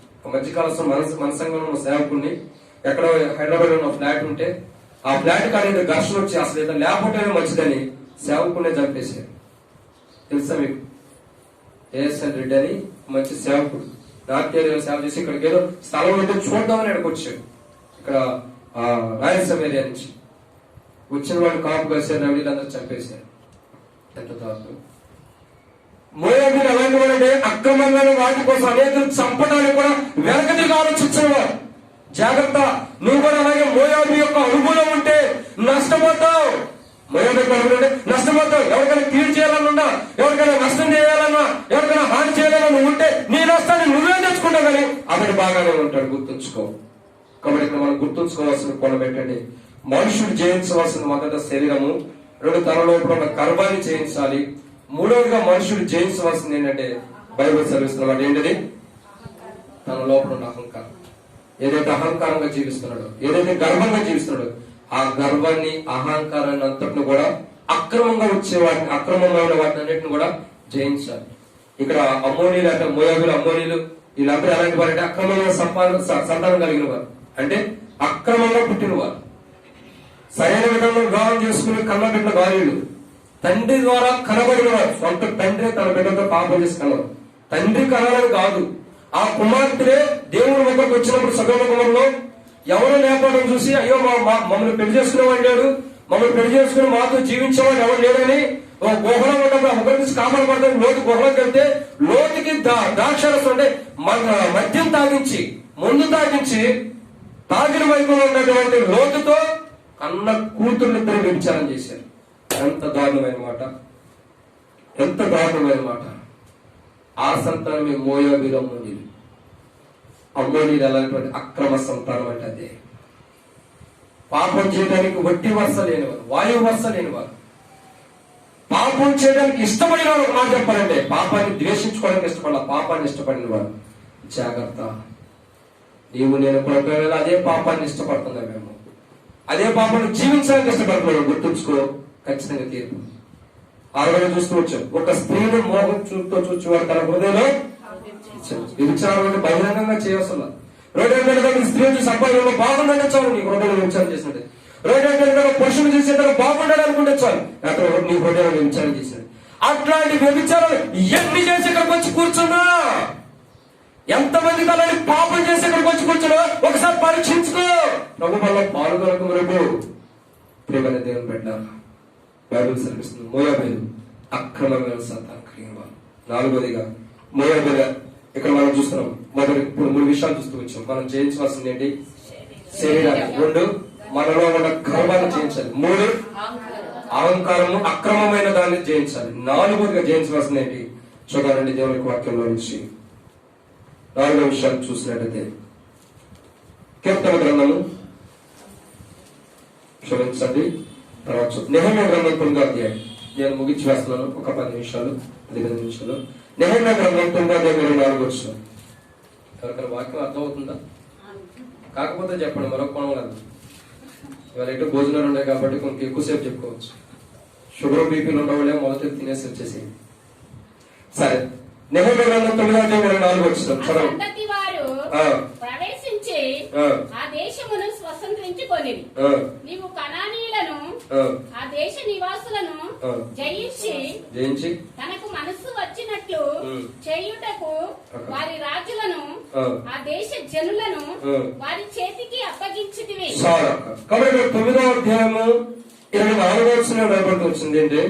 ఆ సంతతి వారు ప్రవేశించి ఆ దేశం స్వతంత్రించుకొని నీవు కానానీయుల ఆ దేశములను చేయించుంది. కాబట్టి ఇక్కడ మరొక మాట కనపడుతుంది 4వదిగా. కానానీయులు ఎలాంటి వారంటే విగ్రహాన్ని ఆశ్రయించేవారు. ఎలాంటి వారు? విగ్రహాన్ని. అందుకే అబ్రహాం ఒక మాట అంటాడు, ఈ కనానీలో ఒక కుమార్తె నా కొడుకుకి వివాహం చేయకోకుండా, ఈ కనానీలో ఒకటైనటువంటి ఒక ఆమెని నా కొడుకు కొరకు వివాహం కొరకు వద్దు ఏమంటాడు? ఇక్కడ ఉన్న కనానీలో ఎవరిని కూడా నా కొడుకు వివాహం చేయొద్దు, కూతుర్ని, ఈ ఆడపిల్లల్ని ఎవరిని కూడా నా కుమారుడికి వివాహం చేయొద్దు. ఎందుకన్నాడు? అప్పటివరకు అబ్రహాం ఎక్కడున్నాడు? కానాలో ఉన్నాడు. కానాల నుండి పౌరుద్యాల్లో ప్రవహించేటటువంటి కానాల్లో ఉన్నాడు. ఎక్కడి నుంచి వచ్చాడంటే విగ్రహాలు ఆరాధించేటటువంటి విగ్రహాలు తయారు చేసుకుని అమ్మేటటువంటి అబ్రహాము దేవుడు మాట్లాడంగానే ఆ విగ్రహాన్ని విడిచిపెట్టి 12వ అధ్యాయంలో నీవు నీ బంధువుల వద్ద నుంచి నీ స్నేహితుల వద్ద నుంచి విడిచిపెట్టి వెంబడించి నేను చూపించి దేశానికి వెళ్ళమన్నాడు. ఎక్కడికి వెళ్ళాలో తెలియదు, ఏ ప్రదేశానికి వెళ్ళాలో తెలియదు. మాట దేవుడి పిలుపుని లోబడి దేవుడు చెప్పిన విధానంలో దేవుడు చెప్పిన ప్రదేశానికి వెళ్ళాడు. కానాను ప్రదేశానికి వచ్చాడు. అది పాలు తేనె ప్రవేశించి మంచి దేశం. ఆ దేశానికి వచ్చిన తర్వాత ఆ దేశంలో దేవుడు ఇచ్చిన వాడు ఉంటున్నాడు. అయితే ఇక్కడ ఒక విషయాన్ని అర్థం చేసుకున్నట్లయితే దేవునికి వాక్యం కానానీయులు ఎలా ఉన్నారు? కానానీయులు ఎలాంటి వారంటే విగ్రహాన్ని ఆశ్రయించి వారిని ఆరాధించేవారు. విగ్రహాల గురించి బైబిల్ రాబడుతూ వచ్చింది. ఎందుకంటే మనం దాని గురించి మనకు సంబంధం టాపిక్ అసలు దాని సంబంధం లేదు, కానీ అది ఒక మాట చెప్పి మనం వెళ్ళిపోదాం. ఎందుకంటే విగ్రహాల గురించి ఒక మాట రాయబడుతుంది. యెషయా గ్రంథం రాయబడుతూ వచ్చింది, విగ్రహాలు అవి నోరుండి మాట్లాడలేవు, చెవులుండి వినబడలేవు, ముక్కుండి వాసన చూడలేవు, ఇంకా కళ్ళుండి చూడలేవు, కాళ్ళు చేతులు నడవగలిగితే కాళ్ళుండి. ఇక్కడ అర్థం ఏంటంటే నేను క్రైస్తవుల గురించి చదువుతున్నా, నాన్ క్రిస్టియన్స్ గురించి నేను చెప్తున్నా. క్రైస్తవులు ఎలా ఉన్నారంటే నేడు దినాల్లో చాలా మంది క్రైస్తవులు ఒక సిలువను పెట్టుకుంటున్నారు, యేసు ప్రభు రూపాన్ని తయారు చేసుకుంటున్నారు, దాన్ని ఆరాధిస్తున్నారు. నిర్గమాకాండం 20వ అధ్యాయంలో రాయబడుతూ వచ్చింది, ఏ రూపాన్ని కూడా చేసుకోవద్దని బైబిల్ ఉంది. బైబిల్ ఏమన్నా ఏ రూపాన్ని చేసుకోవద్దు అన్నారు. బయట ఉండవాలంటే వాళ్ళకి తెలియజేస్తున్నారు, వాళ్ళ సంగతి పక్కన పెట్టేసి. క్రైస్తవుల గురించి నేను చెప్తున్నా. బయట ఉన్న వాళ్ళ గురించి వాళ్ళు ఏదో రోజు తెలుసుకున్నప్పుడు వారి జీవితం వారే తప్పని తెలుసుకున్నప్పుడు మారుతారు, వారి గురించి పక్కన పెట్టి. క్రైస్తవుల గురించి చూసినట్లయితే ఈ క్రైస్తవులు ఏం చేస్తున్నారంటే బైబిల్ సర్విస్తుంది కదా, నిర్గమాకాండం 20వ అధ్యాయంలో ఏ రూపాన్ని చేసుకోవద్దు అంటే వీళ్ళేం చేస్తున్నారు? ఒక సిలువను తయారు చేస్తున్నారు, దాని దగ్గరికి నమస్కారం చేస్తున్నారు. ఒక రూపాన్ని ఒక బొమ్మను తయారు చేసుకున్నారు, యేసు ప్రభుని చేతులు పెట్టినాడు, తలకు ముళ్ళకిరీటం పెట్టినాడు, రూపాన్ని తయారు చేసుకుని దాన్ని ఆరాధిస్తున్నారు. అనేక మంది మందిరాల్లో కూడా ఉంటాయి అలాంటి. ఇక్కడ ఒక విషయం నేను అంటాను, అసలు ఒక రాత్రి ఒక బొమ్మను తయారు చేసేది ఎవరు? మనిషి. ఒక సిలువను తయారు చేసేది ఎవరు? వెల్డింగ్ షాప్కి వెళ్తే ఐరన్ తీసుకెళ్తే వాళ్ళు సిలువలా తయారు చేసేస్తారు. కంసాల దగ్గరికి వెళ్తే ఒక శిల్పి దగ్గరికి వెళ్తే ఏం చేస్తారు? ఒక రాతిని బొమ్మలాగా చెప్తాడు. అప్పుడు దాకా అది ఏంటి? ఒక ఇనుము, ఒక రాయే. కానీ కంసాల దగ్గరికి వెళ్ళిన తర్వాత రూపాయలు చెక్కడం ద్వారా ఏమవుతుంది? ఒక బొమ్మలో తయారైపోతుంది. కాబట్టి యేసు ప్రభుని మనం ఆరాధిస్తాం. ఈ పక్కన సిలువ పెట్టుకుంటాం. ఇదే ఎవరి దగ్గరికి వెళ్తున్నాం? వెల్డింగ్ షాప్కి వెళ్తే సిలువ చేస్తాడు, వడ్రంగి పత్తి దగ్గరికి వెళ్తే కార్పెంటర్ దగ్గరికి వెళ్తే చెక్కతో సిలువ చేసేస్తాడు. అది అప్పుడు దాకా ఏంటి? ఒక చెట్టు. ఆ చెట్టు ఏమైపోయింది? అప్పుడు దాకా చెట్టు అయిన దాన్ని ఒక కొమ్మ తీసి చిత్రపట్టి మంచిగా చేసిన తర్వాత దాన్ని ఒక అడ్డగా ఒక నిలువుగా పెడితే అది సిలువ అయిపోతుంది. దాన్ని పెట్టుకుని మన వాళ్ళు ఆరాధిస్తారు. ఇది ఒక రూపం చేసుకోవడం కదా. నీ ఇంట్లో సిలువ ఉందంటే, నీ ఇంట్లో యేసు ప్రభు బొమ్మనే ఒక రూపాన్ని పెట్టుకున్నావంటే ఖచ్చితంగా నువ్వు ఇంకా విగ్రహాన్ని ఆశ్రయిస్తున్నట్టే, విగ్రహాన్ని వెంబడిస్తున్నట్టే. అయితే మరి ఇంట్లో ఏముండాలి? ఇవన్నీ ఏంటది? వాక్యం. బైబిల్ ఏమనుందంటే అన్నిటికంటే ఆయన నామము కంటే కూడా ఆయన ఇచ్చిన వాక్యాన్ని కనపరిచిన వాడు ఉన్నాడు. అంటే తన నామం, నా నామాన్ని నాకు రావాల్సిన మహిమని ఎవరికి చందనం అన్నాడు. తను నా చందనం అన్నటువంటి నామం కంటే కూడా హెచ్చుగా జన్మించాడంటే వాక్యాన్ని. ఆ వాక్యం మన ఇంట్లో ఉండాలి. ఎందుకు ఉండాలంటే ఆ వాక్యం చూసినప్పుడు ఎవరైనా దేవుని ఎరగని వారు వస్తే ఆ పాపం వచ్చి చెప్పి మరణం అని రాసేది. అరే పాపం అంటే నేను పాపం చేస్తున్నాను, ఆ పాపాన్ని బట్టి నాకు మరణం వచ్చిందా? ఏంటి ఆ మరణం తెలుసుకోవాలని దేవుని సన్నిధికి రావచ్చు, లేదా తనలో ఏదైనా కార్యం జరిగించి నిజమైనది ఏంటో తెలుసుకోవచ్చు. కానీ ప్రతి క్రైస్తవుడు ఇంట్లో ఏమన్నారంటే బొమ్మలో ఫోటోల కంటే కూడా, ఒక విగ్రహాల కంటే కూడా వాక్యం ఉండాలి. ఇక్కడ బైబిల్ ఏమైనా సర్విస్తుందంటే అబ్రహాం ఎలాంటి వాడంటే విగ్రహాలు తయారు చేసేవాడు. కానానీయులు కూడా విగ్రహాలను ఆశ్రయించి వాటిని ఆరాధించిన వారు. చెవుండి వినడు. ఇప్పుడు చూడండి, యేసుప్రభు బాగుంటుంది, మనం వెళ్ళి అంత మొత్తుకుని అక్కడ వింటాడా? నోరు ఉంటుంది, మాట్లాడతారా మనతో? మరి ఇప్పుడు మీరు నా దగ్గరికి వచ్చేదాన్ని చెప్తే నేను ఏమంటే మాట్లాడతా లేదా నేను మీ దగ్గరికి వచ్చేది మీరు మాట్లాడతాను. మరి మనం అక్కడికి వెళ్ళినప్పుడు ఆయన మాట్లాడాలిగా, మాట్లాడతాం. అర్థం ఏంటి? అది ఒక రూపం, అది ఒక విగ్రహం కాబట్టి అది మాట్లాడలేదు. పెదాలు చెప్తారు కానీ కనబడదు, చెవులు ఉంటాయి కానీ వినలేదు, నోరు ఉంటుంది మాట్లాడలేదు, ముక్కుడికి వాసన చూడలేదు. కాబట్టి వాటి మీద మనం ఆధారపడడం బయట సరిస్తుంది. కాబట్టి ఈ కానానీయులు ఎలాంటి వారంటే, ఎలాంటి వారు? విగ్రహాలు ఆరాధించి వారు మొదలుపెట్టిన విననటువంటి వారికి, వారు ప్రార్థించిన విననటువంటి వారికి, వారు ఆరాధించిన విననటువంటి వారికి, వారు చెప్పుకున్న వినలేనటువంటి వారికి, అలాంటి వాటి దగ్గరికి వచ్చి ఏదైనా నైవేద్యాలు, ఏదైనా పులిహోర ఇవన్నీ తీసుకొచ్చి అక్కడ పెట్టేసేసి వాటికి ఆరాధన చేస్తున్న వారు ఉంటారు. ఇక్కడ విషయం ఏంటంటే, మనుషులు జయించవలసింది ఏంటంటే ఒక వ్యక్తి లోపల విగ్రహాన్ని జయించాలి. ఎందుకంటే సమయం అయిపోయింది, ముగిస్తున్నాను. ఎందుకు జయించాలంటే ఒక మనుషుల లోపల ఉన్న విగ్రహాలు ఏంటి తెలుసా? ఈ రూపాంతరంలో ఒక అయితే ఒక మార్గం అయితే మనుషుల లోపల ఉన్న విగ్రహాలు ఉంటాయి. ఏంటి? తన దేహమే ఒక విగ్రహం. ఎందుకు? ఎప్పుడు చూసినా మెదడు దగ్గరికి ఎడన మచ్చ వచ్చిందా, ఎడన ముడకొచ్చిందా, ఎడన డాగ్ వచ్చిందా? ఈ మచ్చలు ముడకలు డాగులు చూసుకునే ఎప్పుడైతే చచ్చిపోతారు. ఏదైనా ఒక చిన్న మచ్చ వస్తే చాలు, అమ్మో నాకు ఎంత మచ్చ వచ్చింది, ఏమైపోతాను, ఏందో నా రోగం అంతా పోయింది. ఇక వెళ్తారు ఎక్కడికో, వెళ్ళి ఏదో ట్యూబ్ తీసుకొస్తారు, పేస్ట్, దాన్ని రాతా ఉంటారు. అది ఆ పేస్ట్ అయిపోయిందా, అయిపోయిన తర్వాత తగ్గలేదు, మళ్ళీ వెళ్తారు, మళ్ళీ రాస్తారు. డబ్బులు అయిపోతే కానీ తగ్గదా. వచ్చింది ఎందుకు పోయింది? ప్రభు సమయం ఇవ్వాలి. తలగంట్రుకులు ఒక్క టైంలో దేవుడు చిత్తం లేకుండా రాలిపోతున్నప్పుడు నీ లోపల ఒక మచ్చ వచ్చిందంటే దేవుడు ద్వారా తీయబడాలి. ప్రజలు అలా ఉండాలి. అవన్నీ కూడా విగ్రహాలు. జాగ్రత్త. నీ యొక్క దేహానికి సౌందర్యం కలగాలని నువ్వు ఎంత ఆశపడుతున్నావు, నీ దేహమే నీకు ఒక విగ్రహం కింద అయిపోతుంది. ఆ విగ్రహాన్ని చేయించు. మొదట క్రైస్తవుడు చేయించవలసింది తమ దేహాన్ని కూడా విగ్రహాన్ని చేయించాలి. దాన్ని అందంగా చూసుకోవద్దు. భక్సింగ్ గారు ఎప్పుడు కూడా తన దేహాన్ని అందంగా చూసుకోవాలి. ఎంత వచ్చాడట పరిచయంలో, అంతే. జాగ్రత్త. క్రైస్తవుడు అని రక్షణ మార్గం పొంది బాప్తిసం పొంది ప్రభువులో పాల్గొనబోయే నీవు నీ దేహాన్ని రూపాంతరం చూసుకొని అందంగా చూసుకోవడానికి ఇష్టపడ్డావంటే నష్టపోతావు. చూసుకో. ఎవరైనా సరే ఐ వీల్స్ చేసి నడుపుతారు. ఒక చోట ఈ సందర్భాలు పంచి ఐ వీల్స్ చేసి నడుచుకునే వాళ్ళు ఏం చేస్తారు, ఒక సందర్భంలో కాల్ కింద పడతారు. ఐ వీల్స్ ఈ వీల్స్ అని వేసుకొస్తారు. చివరికి బజ్జారా హిల్స్ వెళ్ళి హాస్పిటల్లో జాయిన్ అవుతారు. జాగ్రత్త. నష్టపోతావు. దాన్ని నష్టవద్దు. కానానీయులు విగ్రహాన్ని ఆశ్రయించారు. నీ దేహమే ఒక విగ్రహం ఉంది, దాన్ని చేయించు. ఒక ఏ విగ్రహాన్ని కూడా పెట్టుకోకుండా చేయించు. ఒకవేళ నీ దేహానికి లోపడిపోతున్నావేమో, ఆ విగ్రహానికి సాగిలి పడిపోతున్నావేమో, మధ్యాహ్న కాల సమయంలో వచ్చి ప్రభా అది నేను చేయడం తప్పేనని ప్రభు దగ్గర ఒప్పుకుని ప్రభు వల్ల పాల్గొని, లేకపోతే నష్టపోతాం. ఐదోదిగా మనుషులు చేయించవలసిందేంటి? కీర్తన గ్రంథం 108 వచ్చిన ఒక్క 5 నిమిషాలు ముగించేద్దాము. తొందరగా చదవండి. కీర్తన గ్రంథం 108 వచ్చిన కీర్తన గ్రంథం 108 వచ్చిన కీర్తన గ్రంథం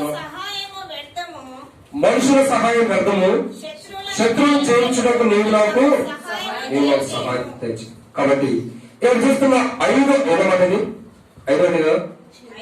5 మొదటిగా శరీరాన్ని జయించారు 2, గర్భాన్ని జయించారు 3, అక్రమమైన దాన్ని అహంకారం జయించారు 4, విగ్రహాలు జయించారు 5గా చూసినట్టే శత్రువులు జయించాలి.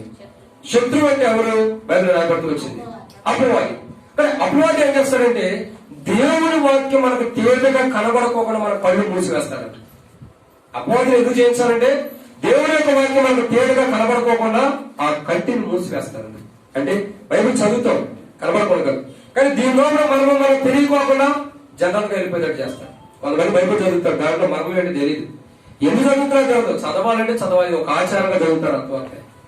ఇప్పుడు బుద్ధయ్య నగరం ఒక అధ్యాయం చదవడం ఆచారమే, కానీ దాని లోపల ఉన్న మర్మం, దాని లోపల ఉన్నటువంటి కార్యం ఏంటనే ప్రజలు తెలియదు. బైబిల్ ఏమైనా హెచ్చరిస్తుందంటే దేవుడి యొక్క వాక్యం చూసినట్టే ఈ లోక సంబంధమైన దేవత అంటే దుష్టుడైన అపవాది సాత శత్రువు దేవుడి యొక్క వాక్యాన్ని తేటగా మనం చూడకోకుండా మన మనోనేత్రాలకి వృద్ధితనం కలుగు చేస్తారు. అంటే కళ్ళు మనం మనోనేత్రాలు అంటే లోపల ఆత్మీయమైన జీవితం తేటగా మనం చూడకోకుండా మన యొక్క ఆత్మను ఏం చేసినట్టు గుడ్డితనం కలుగు చేస్తుంది. అందుకే మన చుట్టుపక్కల ఎన్ని వాక్యాలు మనం చదవడం మనకి ఏమి అనిపించదు. ఎందుకు? గుడ్డితనంలో ఉంటాం.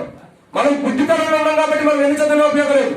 గుడ్డివాడి దాన్ని చూపిస్తే ఏం చేయబడుతుంది? ఎదురైన కొండలో పడతారు. అదే గుడ్డివాడికి మంచివాడి దాన్ని చూపిస్తే కొంతమంది గుడ్డివాడు యేసు ప్రభు దగ్గరకు వచ్చినప్పుడు గుడ్డివాడు యేసు ప్రభు స్వస్థపరిచిన వాడు ఉన్నాడు. ఈ మధ్యాహ్న కాల సమయంలో దేవుని వాక్యం చూడలేక గుడ్డివాడు ఉన్నావేమో, దేవుని వాక్యం పూర్తిగా గ్రహించలేక గుడ్డితనంలో ఉన్నావేమో, దేవుని వాక్యం హృదయంలోకి రాలేక నీ మనోనేత్రాలు దుష్టుడైన సాతాను అపవాది నీ శత్రువు, దేవుని యొక్క శత్రువైన వాడు దేవుని వాక్యం చూడకుండా నీ మనోనేత్రాలు మూసివేసి ఉన్నాడేమో. వెనసరిస్తుంది కదా, గుడ్డివారు అంటారు పక్షవాయుడు దావీదు కుమారుడా మమ్మల్ని కరుణించు, దావీదు కుమారుడా మమ్మల్ని కరుణించు.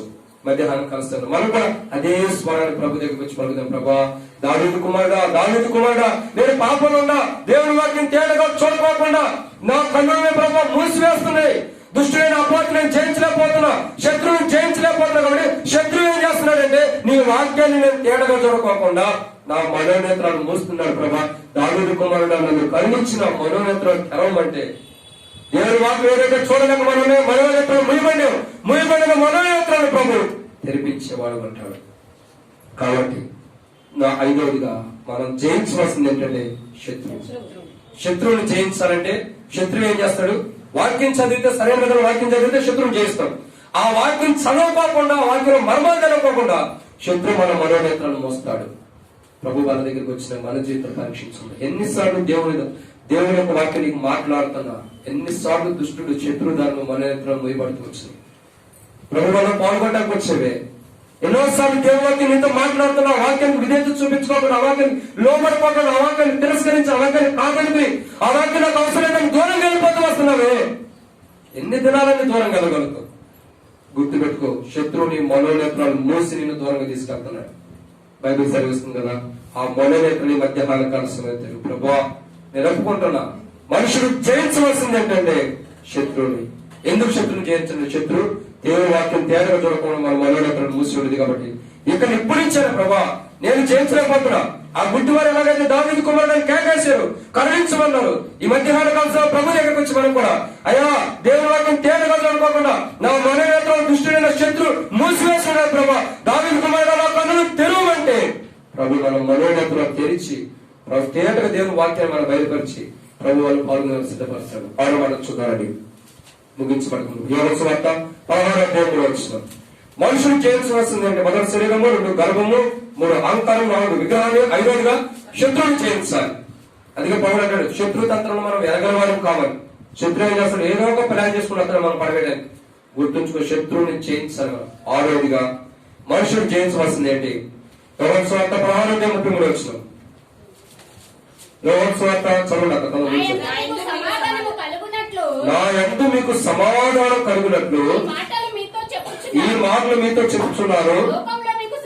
లోకములో మీకు శ్రమ కలుగును, అయినను ధైర్యం వహించుడి, నేను లోకమును జయించున్నాను. చాలు, అయిపోయింది. అక్కడ ముగించి వేస్తున్నా. చూడండి, ముగించి వేస్తున్నారు. దేవుని యొక్క వాక్యం చూసినట్టు 5వదిగా మనుషులు జయించవలసింది ఏంటంటే 5వదిగా లోకాన్ని జయించాలి. ఏం జయించాలా? లోకంలో ఏముందంటే శరీరాశ ఉంది, నేత్రాశ ఉంది, జీవోడమ్ముకుంటాం. ఈ 3 ఏం చేస్తున్నాయంటే మనుషుల్ని శరీరం ఏమో నువ్వు చెప్పుకున్నట్లు అందంగా రూపం కూడా ప్రయత్నం చేస్తుంది. లోపల ఉన్నటువంటి మనుషుల యొక్క జీవనం ఎక్కువ దినాలు జీవించాలనుకుంటుంది. నేత్రాశ చూపులు ఏం చేస్తాయంటే ఏదైనా చూడగలప్ప, ఇది నాకుంటే బాగుండేది, ఇది నేను తెచ్చుకుంటే బాగుండేది, ఇది అంత బాగుంది అని. కాబట్టి ఇక్కడ బైబిల్లో ఒక మాట చూసినట్టయితే మనుషులు చేయించవలసింది ఏంటంటే లోకంలో ఏముంది? ఈ టీవీ ఉంది, సెల్ ఫోన్ ఉంది. ఇప్పుడు చూడండి, మనుషులందరూ ఏమన్నారు తెలుసా? ఇంత చిన్న సెల్ ఫోన్ లోనే ఉంటారు. ఇక్కడ కనబడుతున్న సెల్ ఫోన్ లోనే మనుషులు అందరూ ఉంటారు. ఎందుకు తెలుసా? దాంట్లో దూరిపోతున్నారు మనుషులు, దాంట్లో ఇమిడిపోతున్నారు. ఆ నెట్ లో, టీవీ, దాంట్లో రకరకాల వాటిలో కూడా సెల్ ఫోన్ లో చూడండి. ఇప్పుడు మనుషులు పర్సన్ లేకుండా ఉంటాడేమో కానీ సెల్ ఫోన్ లేకుండా ఎవరు ఉంటాడు? ఆఖరికి మనీ ట్రాన్స్ఫర్ కూడా దాంట్లో వచ్చేసి ఇందుకని భార్య మర్చిపోతాడే కానీ సెల్ ఫోన్ మర్చిపోడు. భార్య మర్చిపోతే కూడా అంత బాధపడ్డు, సెల్ ఫోన్ మర్చిపోతే ఎంత బాధపడతాడు మనుషులు. ఎంత బాధపడతారో గుర్తుంచుకో. బైబిల్ ఏమని చదివిస్తుందంటే లోకాన్ని జయించాలి, దాని మీద ఎక్కువ ఇంట్రెస్ట్ పెట్టద్దు, దాని మీద ఎక్కువ ఆధారపడకూడదు, దాని మీద ఎక్కువ ప్రాధాన్యత ఇవ్వకూడదు. అదే నేను నరకాన్ని తీసుకెళ్తుంది. దాన్ని జయించాలి. దాంతో ఎక్కువ సమయం అవసరమైనంత వరకు వాడి పక్కన పెట్టండి. ఒక ఫోన్ చేసుకోవాలి, చేశారో మాట్లాడి పక్కన పెట్టుకోవడమే. ఇంకా దేవుని వాక్యం చూడాలో చూసి యూట్యూబ్ పక్కన పెట్టుకోవడం అంతే.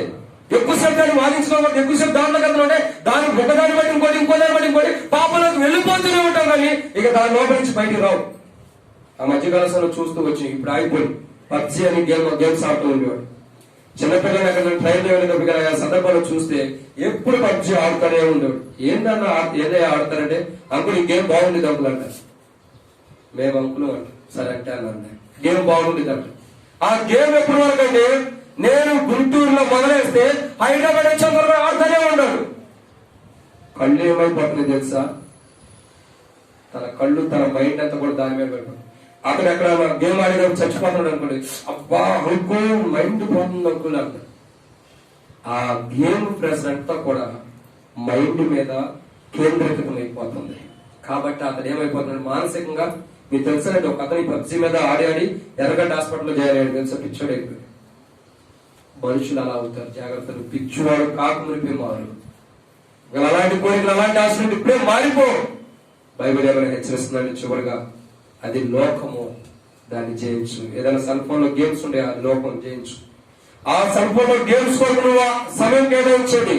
ప్రభు సన్నిధిలో ప్రార్థన కొరకు కానీ, ఏదైనా వాక్యం బోధించడం కొరకు కానీ, ఏదైనా సువార్త చేయడం కోసం కానీ, ఎవరికైనా ఒక కరపత్రిక ఇవ్వడం కోసం కానీ ఆ గేమ్ ఆడే సమయాన్ని కానీ కేటాయిస్తే ఎంత బహుమానమో తెలుసా? జాగ్రత్త. లోకం నిన్ను ఎట్లా ఆడుతుంది ఎక్కడి నుంచి గుర్తుపెట్టుకో. నీ టీవీ కానీ సెల్ ఫోన్ కానీ నిన్ను ఎట్లా లోకంలో పడవేస్తున్నా ఇప్పటి నుంచి నువ్వు అర్థం చేసుకో. ఒకవేళ ఇప్పుడు దాకా అదే లోకంలో పడిపోయింటే జీవితం మార్చుకుంటాం. మార్పులు కొత్త. ఎందుకంటే లోకాన్ని జయించాలి. ప్రభు జయించిన వాడు ఉన్నాడు. లోకమును జయించిన విజయం మన విశ్వాసమే.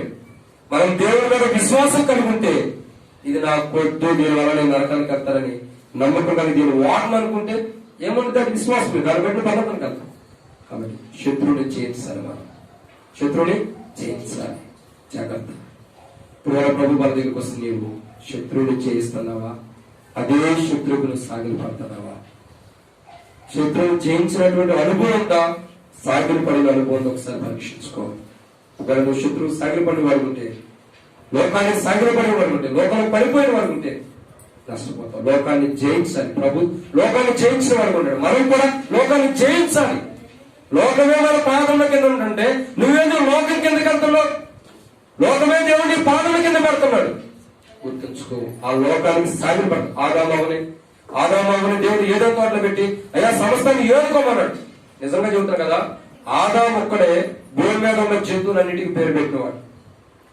భూమి మీద ఉన్న జంతువులన్నిటికీ కుక్క, నక్క, పిల్లి, ఇంకా రకంగా ఏరు కానీ జంతువులు సకలమైనటువంటి జంతువులన్నిటికీ పేరు పెట్టింది ఎవరంటే ఆదాము. ఒక్కొక్కటి లైన్ లో తీసుకొచ్చాడు దేవుడు. దీని కుక్క అంటే అది కుక్క, నక్క అంటే నక్క, పంది అంటే పంది, అట్ట పేరు పెట్టాడు. అట్ట పేరు పెట్టుకుంటూ వచ్చాడు. ఒక్కొక్క దాని సోమవారం బట్టి ఒక దానికి పేరు పెట్టుకోడు. దేవుడు ఒక మాట అన్నాడు, ఈ తోటలో ఉన్న వాటిని ఏలుకోమంటే ఆదాము ఏం చేస్తాడు? దేన్నైతే ఏలాలో దానికి సాగిలి పడ్డాడు. దానికి సాగిలి పట్టడం ద్వారా అది ఇతను ఏలుతుంది. ఇప్పుడు ఒక మనుషుల ద్వారా వచ్చిన పాపమే ఇప్పుడు మనందరి పైన ఏలుతుంది. ఒక మనుషుల ద్వారా పాపం వచ్చింది, మరొక మనుషుడైన యేసు ప్రభు ద్వారా మనకి రక్షణ వచ్చింది. అసలు మన పాపం కారణం ఏంటంటే ఆదిలో ఆదాము దేవుని మాట అనుకోకుండా పాపం చేయబట్టి ఇది పాపం మన సంప్రాప్తితో వచ్చింది. మనం చేసిన పాపం కాదు, ఆది నుండి మనకు అనుగ్రహిస్తూ వస్తుంది. కాబట్టి ప్రియమైన అక్కడ ఆదాముని దేవుడు ఏలమంటే వాడికి సాగిలి పడినవాడు. దేవుడిని ఏలమన్నాడు, దాన్ని సాగిలి పడ్డాడు. ఇప్పుడు మనం ఏం చేయాలంటే ప్రభు లోకాన్ని చేయించాడు. మనము ఏం చేయాలా? లోకాన్ని సాగిలి పడకూడదు. గుర్తుపెట్టుకో. ప్రభు వల్ల పాల్గొనుకున్నప్పుడు ఎక్కడన్నా లోకానికి సాగిలి పడుతున్న జీవితంగా ఉంటే నష్టపోతాం. లోకం నీలో ఉన్న లోకాన్ని చేస్తున్నావా? దాన్ని సాగిలి పడుతున్నా పరీక్షించుకో. చివరి మాట చదివి ప్రార్థన చేసుకున్నాం. ప్రకటన 12:11 వచ్చిన ప్రకటన 12:11 ప్రకటన 12:11 వచ్చిన చదువు.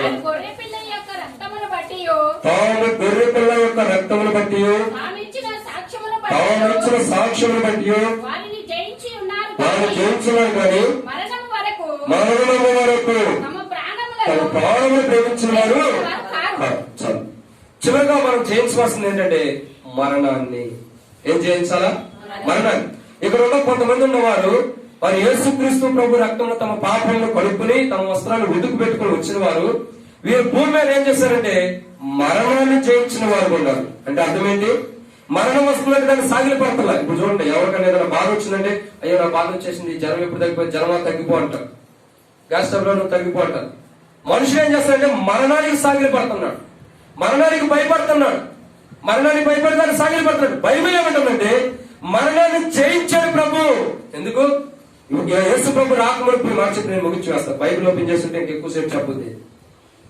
ఒక మాట అర్థం చేసుకున్నట్లయితే యేసు ప్రభు రాకమునుపు ప్రజలందరూ కూడా మరణం పొంది సమాధుల్లోనే ఉంటారు. యేసు ప్రభు వచ్చి ఏం చేశాడంటే మరణం తర్వాత ఏం చేసుకొచ్చాడు? మరణం పొంది తిరిగి వచ్చాడు వాడుకున్నాడు. ఇంకెవరు తిరిగి లేకుండా అందరూ సమాధుల్లో ఉన్నారు. భూమి మీద ఉన్న సమాధుల్లో ఒకే ఒక్క సమాధి ఖాళీగా ఉంది. అది ఎవరిదంటే యేసు ప్రభు. దాని సాదృశ్యం కావాలంటే మనం యెరూషలేము యాత్రకి వెళ్తే అక్కడ కనబడింది. ఖాళీగా ఉన్న సమాధి యూట్యూబ్ లో కొట్టినా కనబడింది. ఆయన ఒక్క సమాధి తప్ప భూమి మీద ఇప్పుడు వరకు చనిపోయిన వారిని ఎవరు సమాధి కూడా ఖాళీగా లేవు. బైబిల్ సెలవిస్తుంది. ప్రియమైన దేవుని బిడ్డలారా, అయితే ఇక్కడ విషయం ఏంటంటే యేసు ప్రభు మరణాన్ని జయించాడు. అందుకే అపోస్తలుడైన పౌలు కొరింథీయులకు రాసిన మొదటి పత్రిక 15వ అధ్యాయంలో 53, 54, 55 వచ్చినాడు అంటాడు. 52 నుంచి ఓ మరణమా అంటే ప్రభు మరణాన్ని జయించిన వాడు ఉన్నాడు. ఏంటి మరణం అంటే రెండవ మరణం. రెండవ మరణాన్ని ప్రభు జయించిన వాడు ఉన్నాడు. రెండవ మరణాన్ని బాధితులైన వారిని ప్రభు జయించిన వాడు ఉన్నాడు తన పునరుద్ధాన శక్తి ద్వారా. ఎందుకు యేసు ప్రభు చనిపోయాడు? యేసు ప్రభు ఎందుకు చనిపోతూ వచ్చాడంటే ఒక పాపాత్ముడైన మానవుడు పాపం క్షమించడం కోసం, పాపాత్ముడైన మానవుడు క్షమించడం కోసం మన కొరకు చనిపోయాడు. ఒక మాట చెప్పండి సమాధానం. ఒక ప్రశ్న అడుగుతున్నాను. మీకోసం నా ప్రాణం పెట్టమని పెడతారా? నా కోసం మీకోసం నేను పెట్టను, నా కోసం మీరు కూడా పెట్టను. ఎవరి కోసం ఎవరు పెట్టం. నా కోసం మీరు పెట్టరు, మీకోసం నేను పెట్టను. ఒక తల్లిదండ్రులు తన బిడ్డలు అంటారు. తన బిడ్డలు ఏమంటారు? తల్లిదండ్రులని ఏమైనా కావాల్సింది కొనిచ్చినప్పుడు మా అమ్మ మంచిది, మనం అంటే నాకు ప్రాణం అమ్మ అంటారు. తండ్రి నేను తండ్రి. తల్లిదండ్రులు ఏమంటే బిడ్డలు అయ్యా నువ్వు అంటే నాకు చాలా ప్రాణంలా అంటాడు. సరే, తల్లికి బాగానప్పుడు బిడ్డలు అయ్యా మేము చచ్చిపోతుంది నువ్వు ఒక కిడ్నీ ఏమంటే ఇస్తాడా? అమ్మో నా కిడ్నీ పాడైపోయినాయ్యా, ఎవరైనా ఇస్తే డబ్బులు ఇస్తాను నేను అంటాడు. తల్లి బహుశా ఇవ్వడానికి ముందుకు వచ్చిద్దాం, కానీ తర్వాత కొన్ని బలహీనతలు బట్టి ఉపయోగం లేదు. అవి ఇవ్వాలని వచ్చినా ఎవరైనా అయ్యా ఎవరైనా డబ్బులు ఇస్తే చూడంటారు. ఇక్కడ ఒక విషయం ఏంటంటే ఒకప్పుడు ప్రాణం అన్నవారు, ఒకప్పుడు నువ్వు నాకు ప్రాణం అయ్యా నువ్వు లేకపోతే నేను ఉండలేనన్నవారు ఏమవుతున్నారు? ప్రాణం పెట్టవలసిన సమయం వస్తే దూరం వెళ్ళిపోతున్నారు. తర్వాత ఒక భర్త భార్య అని అంటాడు నువ్వంటే నాకు ఎంతో ప్రాణం అమ్మని. అది మోసం చేస్తున్నాను గుర్తుపెట్టుకోండి. మీ భర్త ఎప్పుడైనా నిన్ను ప్రాణంగా ప్రేమించానంటే నేను మోసం చేస్తున్నాను గుర్తుపెట్టుకో. భర్తనైనా సరే నీ భార్య నేను ఎప్పుడైనా నువ్వంటే నాకు ప్రాణం అంటే నేను మోసం చేస్తున్నానే. అర్థం ఏంటంటే వేరే విధంగా నీకు ప్రాణపాయ స్థితి వచ్చినప్పుడు నీ భార్య ప్రాణం పెట్టలేదు, నీకు ప్రాణపాయ స్థితి వచ్చినప్పుడు నీ భర్త ప్రాణం పెట్టలేడు. ఎవరో కూడా పెడతారేమో ఎదురు చూస్తారు. అయితే నా కోసం నువ్వు పెట్టలేవు, నీ కోసం నేను పెట్టలేదు, పిల్లల కోసం నువ్వు పెట్టలేవు, నీ కోసం పిల్లలు పెట్టలేదు, నీ కోసం భర్త పెట్టలేదు, భార్య నీ కోసం పెట్టలేదు. మరి ఎవరు పెడతారు మన కోసం ప్రాణం? యేసు ప్రభు పెట్టాడు. మన కోసం మనం వేరే వాళ్ళ కోసం పెట్టలేము, మన కోసం ఎవరు ప్రాణం పెట్టరు, కానీ ఆయన మనందరి కోసం ప్రాణం పెట్టాడు. Is Jesus Christ. ఆయన యేసు ప్రభు అంటే ఆయన గొప్పవాడండి. యేసు అంటే రక్షకుడు. తన ప్రజలను వారి పాపం నుండి రక్షిస్తాడు కాబట్టి ఆయన యేసు అని పేరు పెట్టాడు. క్రీస్తు అంటే అభిషక్తుడు, పాపం నుండి అభిషేకిస్తున్నాడు కాబట్టి అభిషక్తుడు అంటే ప్రత్యేకించబడుతున్నారు. కానీ ఇక్కడ అర్థం చేసి యేసు క్రీస్తు ప్రభు ఏం చేస్తున్నాడు? తన ప్రజల యొక్క పాపాలను క్షమించి వారిని కాపాడేవాడుగా ఉన్నాడు. ఏదైతే పాపంలో జీవిస్తున్నాడో, ఏదైతే అపిత్రంగా ఉన్నాడో, ఏదైతే జయించిన జీవితం ఉన్నాడో ఆ జయించిన జీవితాన్ని ప్రభు అనుగ్రహించి వారిని కాపాడేవాడుగా ఉన్నాడు. ఈ మధ్యాహ్న కాలంలో ప్రభు దగ్గరికి వచ్చిన మన జీవితాలు పరీక్షించుకుందాం. ప్రభు దగ్గరికి వచ్చిన మన జీవితాలు పరీక్ష చేసుకుందాం. మనం ఎక్కడ జయించలేకపోతున్నాం, దేన్ని జయించలేని స్థితిలో ఉంటున్నాం. నీ కోసం ఎవరో ప్రాణం పెట్టకపోయినా ప్రభు నీ కోసం ప్రాణం పెట్టాడు. నీకున్నవారు, నీ బంధువులు, నీ స్నేహితులు, నీకు కావలసిన వారందరూ నిన్ను విడిచిపెట్టి వెళ్ళిపోయినా ప్రభు బట్టి నిన్ను విడిచిపెట్టుకోకుండా నీతోనే కట్టబడి ఉంటాడు. నీ భర్త నిన్ను విడిచిపెట్టవచ్చు, నీ భార్య నిన్ను విడిచిపెట్టవచ్చు, నీ స్నేహితులు, నీ కుటుంబీకులు, నీ పిల్లలు అందరూ కూడా నిన్ను విడిచిపెట్టి ఉండొచ్చు. యేసు ప్రభు మటుకు నిన్ను విడిచిపెట్టలా. ఎందుకు తెలుసా? వీళ్ళందరూ నిన్ను విడిచిపెట్టి వెళ్ళా, ఆయన నిన్ను విడిచిపెట్టుకోకుండా నిన్ను కాపాడడం కోసం నీ కొరకు, నా కొరకు తన ప్రాణాన్ని బలిగా ఇచ్చిన వాడు ఉన్నాడు. మనందరి కొరకు, మనం విజయవంతమైన జీవితం ఇవ్వడానికి, మనం విజయవంతం ఉండడం కోసం మన కొరకై తన ప్రాణాన్ని ఖైదనం చెల్లించిన వాడు ఉన్నాడు. ఎవరు మనం ప్రేమిస్తున్నారు? ఎందుక భర్త విడిచిపెట్టిన, భార్య విడిచిపెట్టిన, పిల్లలు విడిచిపెట్టిన, స్నేహితులు విడిచిపెట్టిన, ఎవరు విడిచిపెట్టిన ప్రభు మనల్ని విడవకుండా మనతోనే ఉండి మనల్ని కాపాడుతూ వస్తున్నాడంటే ఎంత గొప్ప దేవుడు. నిన్నెన్నడు విడవను 80 అన్నాడు. మనల్ని విడవపోకుండా 80 దేవుడుగా మనకుండి ప్రభు అన్నాడు నిన్నెన్నడు విడవను 80. అపోస్తలుడైన పౌలు హెబ్రీయులకు రాసిన పత్రిక 13వ అధ్యాయం 5-6 వచనాలు రాయబడుతూ వచ్చింది. నేను నిన్ను విడవను. విడవని దేవుడు నీకు ఉన్నాడు. ఒక్క మాట గుర్తుపెట్టుకో. అయితే నువ్వు పాపం చేయడానికి వెళ్తున్నావా, అబద్ధం ఆడుతున్నావా, మోసం చేస్తున్నావా, దొంగతనం చేస్తున్నావా, అక్కడ కూడా ప్రభు నిన్ను విడవట్లా. ఎందుకు? నువ్వు అబద్ధం ఆడి నీకు సపోర్ట్ చేస్తున్నాను కాదు. ఆ అబద్ధం ఆడుకోండి నువ్వు మారుతావని నీ దగ్గర ఉంటున్నాడు. ఆ మోసం చేయకుండా మారుతావని నీ దగ్గర ఉంటున్నాడు. ఆ వ్యభిచారం చేయకుండా మారుతావని అక్కడ కూడా నీతోనే ఉన్నాడు ప్రభు. నిన్నెన్నడూ విడవని 80 అన్న దేవుడు నువ్వు పాపం చేస్తే దూరం వెళ్ళిపోతాడా? నువ్వు తప్పు చేస్తే దూరం వెళ్ళిపోతాడా? నువ్వు తప్పు చేస్తున్నా అక్కడ ఉంటాడు. ఎందుకు? నేనున్నా నీ దగ్గర, నువ్వు ఇది మానుకోమని చూపించడానికి మనతో ఉంటాడు. వాగ్దానం చేసిన వాడు నమ్మదగిన వాడు. నిన్నెన్నడూ విడవని 80 అన్నాడంటే ఇక వెళ్ళిపోతాడని కాదు, ఎప్పటికీ విడిచిపెట్టుకోగల మనతోనే ఉన్నాడు. గుర్తుపెట్టుకో. నువ్వు పాపం చేయడానికి వెళ్తున్నావా, అక్కడ ప్రభు నీతోనే ఉన్నాడు. గుర్తుంచుకో. ఒక అబద్ధం ఆడుతున్నావా, అక్కడ ప్రభు నీతోనే ఉన్నాడు. ఒక మోసం చేస్తున్నావా, అక్కడ ప్రభు నీతోనే ఉన్నాడు. ఒక అపవిత్రమైన జీవితం ఉండవా, అక్కడ ప్రభు నీతోనే ఉన్నాడు. గుర్తుంచుకో. ఎందుకు నీతో ఉన్నాడంటే నిన్ను మార్చడానికి. ఇప్పటికైనా మార్పు చెందకపోతే నష్టపోతా. ప్రార్థన. సరే ప్రార్థన చేసుకున్నాం. ఒక నిమిషం మౌనం. ఎవరికి వారు పరీక్షించుకుంటాం. ఎవరో అడగదమ్మా, అందరూ కూర్చోవాలి. ఎవరు అటు ఇటు తిరగొద్దు. గంభీరమైన సమయం. ఒక్కసారి మన జీవితాన్ని మనం పరీక్షించుకుందాం. ఒక్క నిమిషం మాత్రమే, ఒక్క గడియ మాత్రమే ప్రభు సన్నిధిలోకి వస్తాం. అందరూ కళ్ళు మూసుకుందాం. ప్రార్థన. పరిశుద్ధమైన తండ్రి మీ కొందనాలు విత్తబడిన వాక్యాన్ని నీరు కడి ఫలింపొచ్చినాయి. ప్రభావ మేము బలహీనంగా ఉన్నాం. దేన్ని జయించలేకపోతున్నాం. శరీరాన్ని జయించలేకపోతున్నాం. మానవుల గర్వాన్ని జయించలేకపోతున్నాం. అక్రమమైన వాటిని జయించలేకపోతున్నాం. విగ్రహాన్ని జయించలేకపోతున్నాం. శత్రువుని జయించలేకపోతున్నాం. లోకాన్ని జయించలేకపోతున్నాం. మరణాన్ని కూడా జయించలేకపోతున్నాం. ప్రభావాలను క్షమించు. నిన్నెన్నడు విడవని 80 దేవుడిని నేను పాపం చేస్తున్నాక నాతోనే ఉంటున్నావు. ఎందుకు? ఆ పాపం నుంచి నన్ను బయట తీసినాడు. నేను అబద్ధం ఆడుతుంటే అక్కడ కూడా నాతో ఉంటున్నావు. అబద్ధం మార్పించడానికి. నేను దొంగతనం చేస్తుంటే అక్కడ కూడా నాతో ఉంటున్నావు. ఆ దొంగతనం వద్దని విడిపించడానికి. ప్రభా నేను ఏ పాపం చేస్తున్నాను, వ్యభిచారం చేస్తుంటే అక్కడ కూడా ఉండవు. ఆ వ్యభిచారం వద్దని విడిపించడానికి. ఇంత గొప్ప దేవుడివి. నిన్నెన్నడు విడవని 80 ప్రభువి. నువ్వు నన్ను విడిచిపెట్టుకోకుండా కాపాడుతానని ఇష్టపడుతున్నావే ప్రభా. నిన్ను విడిచిపెట్టి దూరంగా వెళ్ళిపోయినా నన్ను విడవకుండా నా దగ్గర ఉండి నా పాప జీవితాన్ని మార్చడానికి ఇష్టపడుతున్నావు ప్రభా. నీ కొందనాలు. జీవితాన్ని మార్చమని యేసు ప్రభువును ప్రార్థిస్తున్నాం తండ్రి. అట్లా మౌనమండి, కళ్ళు మూసుకున్నాండి. ఒక్క నిమిషం పరీక్షించుకుందాం. ఎవరైనా ఒకవేళ దేవుని నమ్మని వారికి ఉంటే ముగిచేస్తున్నాను ప్రార్థన. ఎవరైనా దేవుని నమ్మని వారికి ఉంటే తీర్మానం చేసుకో. నువ్వు ఎక్కడ పాపంలో కద్దరు అక్కడ ప్రభు నీతో ఉంటున్నాడు. ఎక్కడ తప్పు చేస్తున్నావు అక్కడ ప్రభు నీతో ఉంటాడు. ఒకరు గుర్తుపెట్టుకో. దేవుడు నిన్ను విడిచిపెడుతున్నా. నిన్ను విడవను 80 దేవుడు నిన్ను ఎక్కడ విడిచిపెడతాను అనుకున్నా. అయితే ఈ దినంలో ప్రభు ఎందుకు నేను ఎక్కడ తీసుకొచ్చాడంటే దేవుని చిత్తం ఉంది. ఏంటో తెలుసా? నీ పాపాల నుంచి విడిపించడానికి, నీ అబద్ధాల నుంచి విడిపించడానికి, నీ మోసకరమైన జీవితం పాపంతో కూడా నీ జీవితాన్ని విడిపించడం కోసం ఈ దినాల ప్రభు నేను మందిరాన్ని తీసుకొచ్చాడు. ప్రభు ఒకటి అంటున్నాడు, నీ పాపాలు క్షమించాలని ఇష్టపడుతున్నాడు. అలా నీ పాపాలు క్షమించబడాలి ప్రభా. నా పాపాలు క్షమించనని విడవకుండా నాతో ఉంటున్నా ప్రభా. నేను తప్పులు చేశాను, నువ్వు చూసాను, క్షమించమని నువ్వు అడిగితే నీ కుడికస్త నీ తలగల పైకెత్తించు నీ కోసం ప్రార్థన చేస్తాను. సిగ్గుపడద్దు. ధైర్యంగా ఎవరైనా సరే నీ తలగల పైగా నీ చేయెత్తించు నీ కోసం ప్రార్థన చేస్తాను. ఎందుకంటే నీ పాపాలు క్షమించబడటం కోసం.